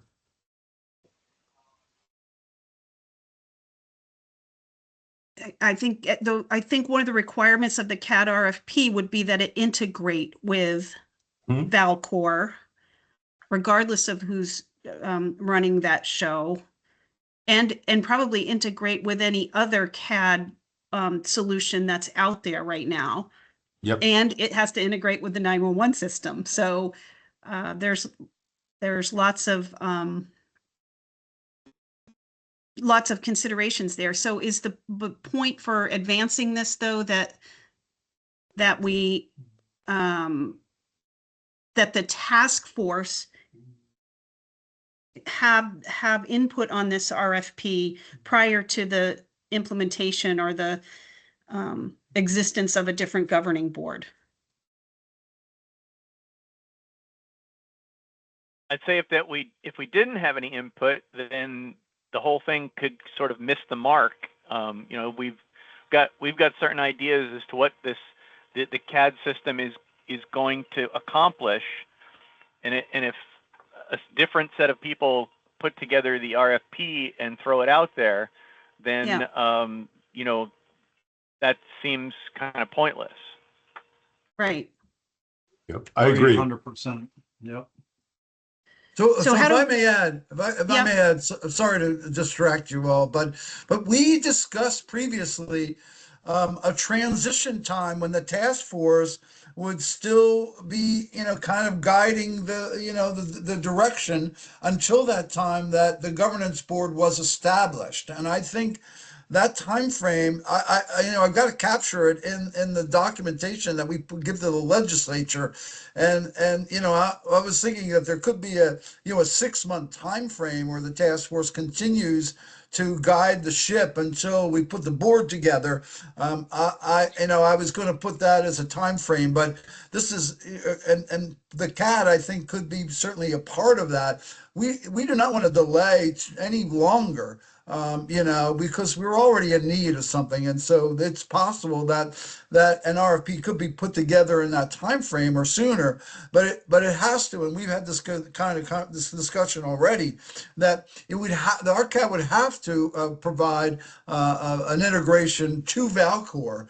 However, you could also, vendors that do CAD also do RMS, and so we could look for an optional solution if of interest to the community. I'm not going to speak on behalf of the stakeholders, but we should address them both simultaneously. They are co-linked, and either we stay with Valcor and we just build the bridge because that would be part of the requirement, or we also assess, are there other options for RMS that are already integrated into the CAD. And I mean, we could take both options consideration, keep what we have, make sure it's integrated, or consider if the stakeholders would evaluate a replacement. And I don't know what you think about that, but that's optional. So 2 pieces to that: 6-month runway, the task force, or longer or shorter, and then, CAD proposal that also gives consideration to the RMS.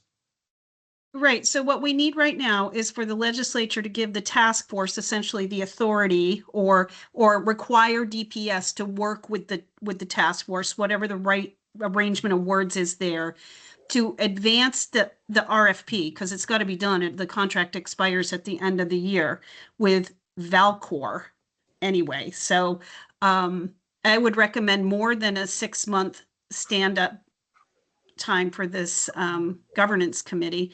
So maybe you leave it open-ended that the task force does this work until the new entity has called its first meeting, and then maybe the task force continues to be advisory to that group for some period of time. Does that make sense? Yeah, that would satisfy me. So, Rick, I'm not quite sure how you want to put that into words, but I think you understand what we're coming from, or where we're coming from. Yep, I got you. And I like the idea of not putting a time frame on it. However, in a schedule, it's very difficult to say, put a schedule together and say task force is there indefinitely. So I'll put together something that we can, address together. We can decide on together.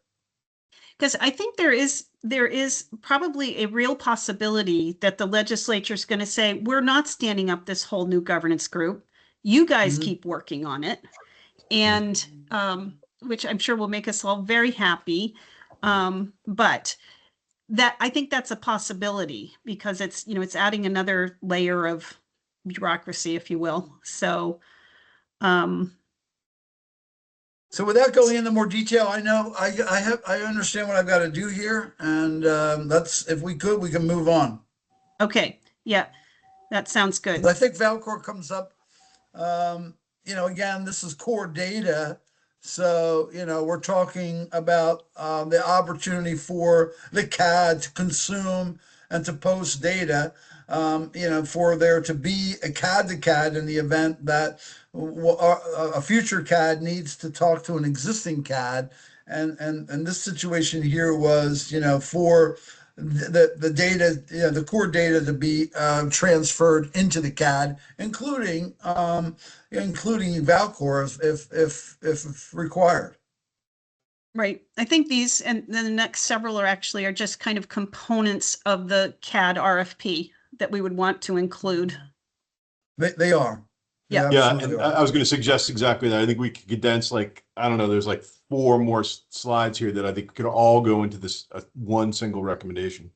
Yep. Dan, couldn't agree with you more. We do not want to give the legislature all this content. We can combine and condense these into CAD and CAD data integration. Yep. This is same thing to this. Yeah.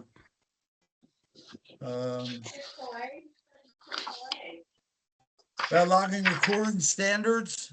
Obviously this has to be decided on, but we don't, again, it's been established as work that could be done under a governing board. Any feedback on this one? Nope, not for me. This is core data here, core data transfer, rapid SOS. There is a placeholder in the budget for rapid SOS, and Barb, I'll connect with you in the next day or two to confirm that I understand exactly what you sent to me and what the costs are to include Okay. that into the budget. Okay. But there is a proposal, expand rapid SOS for all, and that would be covered within our budget. Any other discussions here? No. Same thing with fire station alerting and paging core data. Include these capabilities. So all of these items that include CAD can be condensed, as Dan suggested. Any feedback from any task force members on this one? This GIS mapping, the same, also is already being provided by E911, and ability to integrate existing data, mapping data, will also be considered in CAD. Yep. Can you answer what is it, or explain what the difference between rapid SOS and the other slide you had, the station alerting? Getting some feedback from somebody as well. Yeah. Let me. Fire station alerting. What's the difference between fire station alerting and rapid SOS? Fire station alerting is where there is a direct connection to a fire station, and that through dispatching they trip the alarm at the fire station. So not all fire stations have these capabilities, but rapid SOS is a separate mapping solution to improve the quality of the location of both cell calls and for other purposes. And the E911 board has already made a decision to transfer their existing vendor to rapid SOS, and Barb could provide more insight. Right, and we're making available a certain number of licenses to dispatch organizations, dispatch centers, but it's not enough to cover every, body that would be in a seat at any given time. And so the proposal here is for the task force funds to support getting more licenses into the hands and seats at the dispatch centers for rapid SOS. It will allow the dispatchers to see the same call information that the 911 call is seeing. So location, obviously, phone number, caller name, whatever information is coming in with the 911 call would be displayed automatically to the dispatcher. But wouldn't that, I guess I'm just confused. I don't want to spend a lot of time on this, I guess, but wouldn't that be included in the statewide CAD system?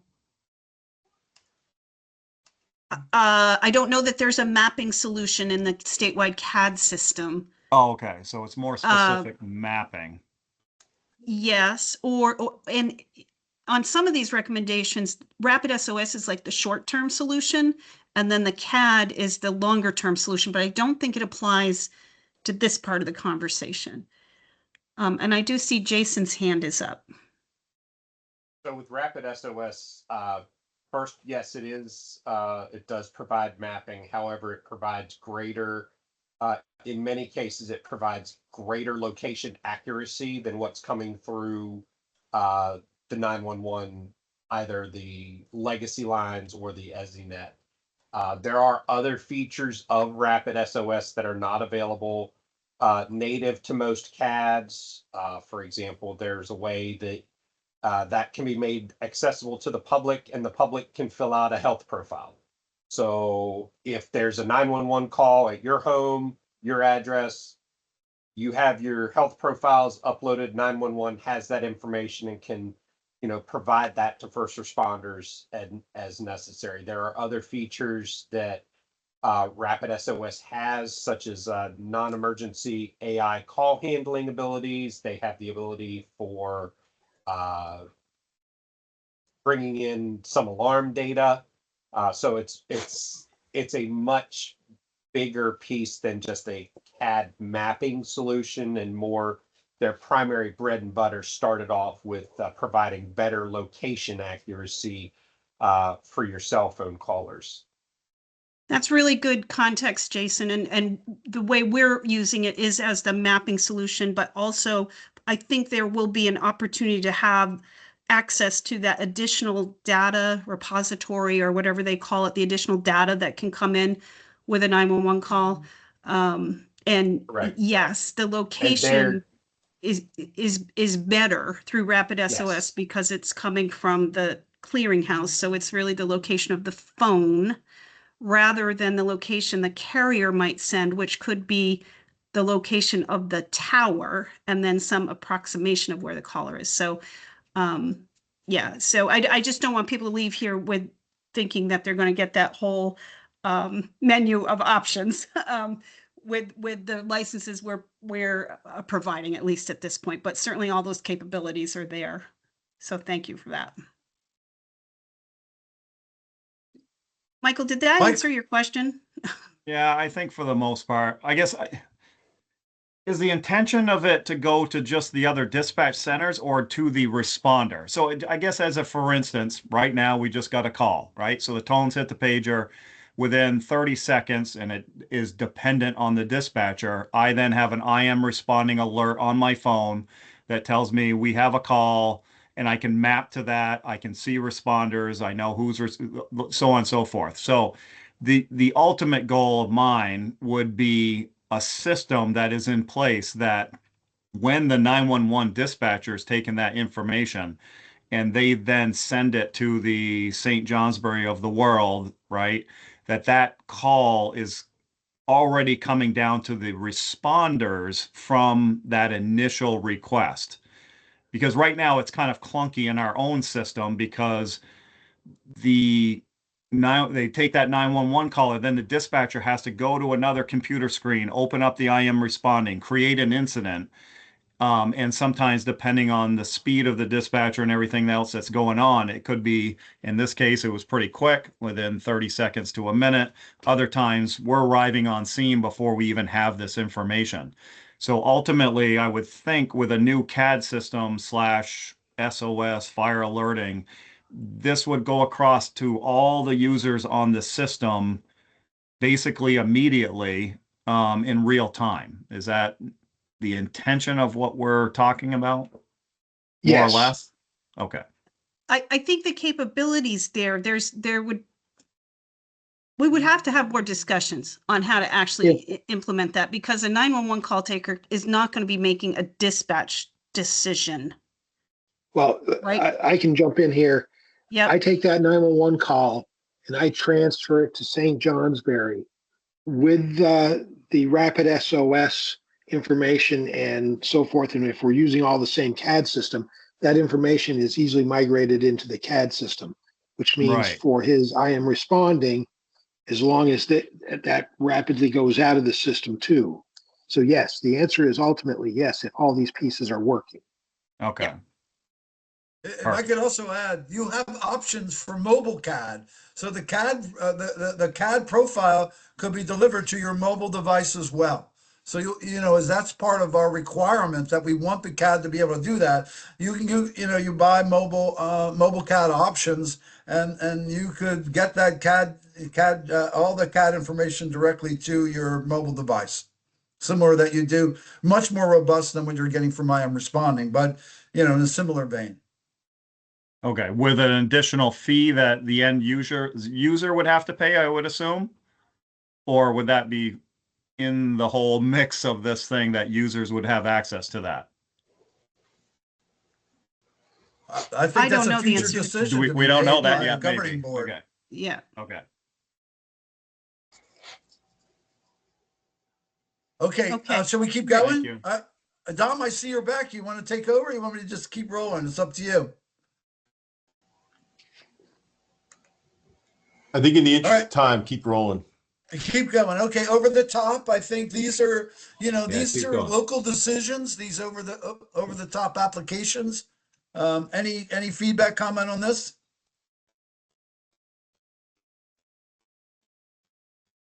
Cybersecurity. Okay, this is obviously cybersecurity is a challenging undertaking, but we have a recommendation here, on how to approach this, a framework for what next steps. Any comments on this particular approach? My only comment is I'm not sure the work with 911 board. I mean, we reference CAD again in that last column on cybersecurity. I think that's a Leftover, maybe. I think that's a typo. Okay. Okay. I mean, we can certainly be part of the conversation, but I think it's meant to be separate. Yeah, that's going away. That's going away. Dom and I are in the same file, and so I was going to do the same thing he just did. We're attached at the hip on this end. All right. Land mobile radio. I think again the approach here from the working group was pursue a system of systems approach while considering existing mutual aid groups, common dispatch areas, while taking into account current systems and expansion plans, and maintaining common design and coverage standards and interoperability requirements throughout the state. Any comments, feedback on this one? I have a concern about the $5 million in the budget for the adding on to the VSP plan. Because as I understood it from the conversation the other day, to make LMR better all the way across the state is a $35 million price tag. Right. And the $3 to $5 billion initial investment would be foundational to that, but there's zero guarantee that we're going to get $35 million in the future. So what do we do with that? I'm not inclined to spend $5 million without that guarantee. So maybe we present it as this is what it would cost. But absent that support for those funds, I don't see why on earth we'd spend $5 million. Point well taken, Barb. The 5 million is intended. If you recall, we discussed with Dan and Corey about their concept to enhance the land mobile radio with additional funding, consistent with what they're doing to implement their COPS grant. Our thought was to increase that to 5 million because that initial concept was to start with a VHF base network at the same sites as the VSP UHF network. We actually want to discuss a modification to that where it would enhance UHF, which is used, of course, by law enforcement. That would be more appropriate, we feel, for VSP to enhance UHF to add an additional channel to their system, which could support other law enforcement agencies. And the remainder of that funding would be focused on planning for VHF simulcast cells and beginning initial deployment of those common sites that we see between the VSP and the proposed VHF system. That's what we see now. That doesn't completely address your concern that what would be done for the VHF piece could potentially, would need more funding. And agreed, if there's no path to that funding, then we would want to do something different. Okay, so it sounds like it's still a conversation in progress. It doesn't necessarily change the recommendation here to pursue a system of systems. When we vote on these recommendations, I don't want anyone to think that I'm voting in support of a $5 million line item budget, though, line item in the budget for this LMR work without those answers. So I guess I just wanted that on the record.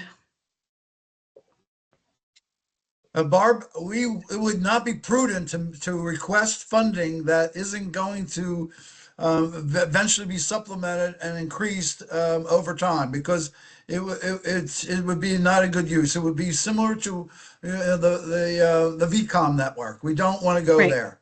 We don't want to make an investment that will not achieve our overall objective of improving land mobile radio overall statewide. It's not a good use of the money, as you brought up. Agreed. Okay.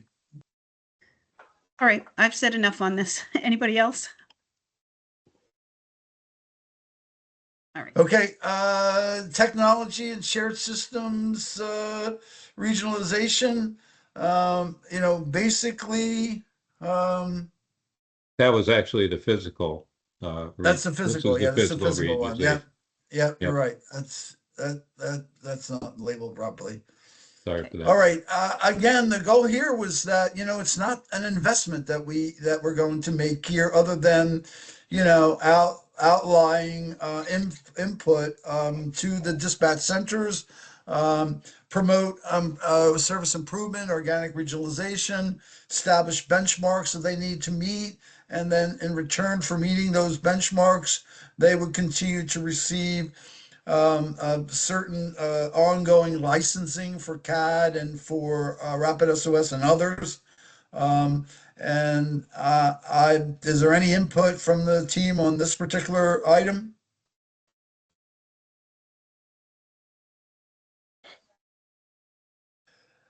Okay, with that said, I will note that's the last item, because there was only one for the tier 1. Yeah. Yay, we made it through. So I think at this point, what's on the agenda is a vote on the recommendations. So my thought is the vote would be to accept these recommendations as discussed and ask Rick and Dom to put together that draft, what do we call it? The draft document. The four-page document that Rick described. Yeah. Yeah. Incorporating these recommendations with the things discussed today. And that'll get circulated back out to everyone, and we'll discuss it, any revisions, right, on Monday. Is that okay? That's consistent with the timeline we presented, right? Okay. So I don't know that I really made that a motion.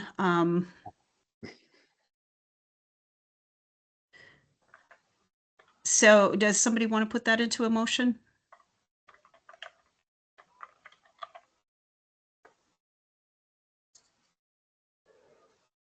All right, I'll do it. I'm gonna, yeah, I'm trying, you're trying to sort through my disjointed thoughts. So I will make a motion that we approve the recommendations as discussed in today's meeting and ask Televate to compile the 4-page document, a draft 4-page document that will be used to present this information to the legislature. I will second that motion. Okay, any discussion? All right. All in favor of that motion, raise your hand or signify by saying aye. Aye. Aye. Excellent. I see Michael's hand is up and everyone else's hand is up. So we will move forward on those recommendations. Excellent. Okay. Next item, any new business for today? All right. And then I have just a quick question. When you and Dan and I spoke the other day, we talked about setting up a meeting with Rick Hallenbeck just to get a handle on how much we've spent and how much is left. Do we have any update on that? Nope, because I forgot. I will do it right now. Okay, thank you. Thank you, Dan. Okay. Okay, next meeting date is on the books for next Monday, November 24th at 11:15. I will work with Emily, like we do, to get the agenda out. I think that would need to go out by Friday if we're working on calendar days. But I'm sure Emily will make sure we're within our 48 hours notice. So yes, I got the thumbs up. All right, if there's nothing else for today, is there a motion to adjourn? I will make a motion to adjourn. Second. Seconded. Okay, all in favor of adjourning for today, raise your hand or signify by saying aye. Hands are Aye. up. Yes, okay. Wow, that was long, but I think it was useful and good and necessary, and I appreciate everybody's ability to stay on and continue and get us through this. So, perfect. We'll see you all Monday. Thanks, everyone. Thank you, Okay, everyone. thank you. Take care.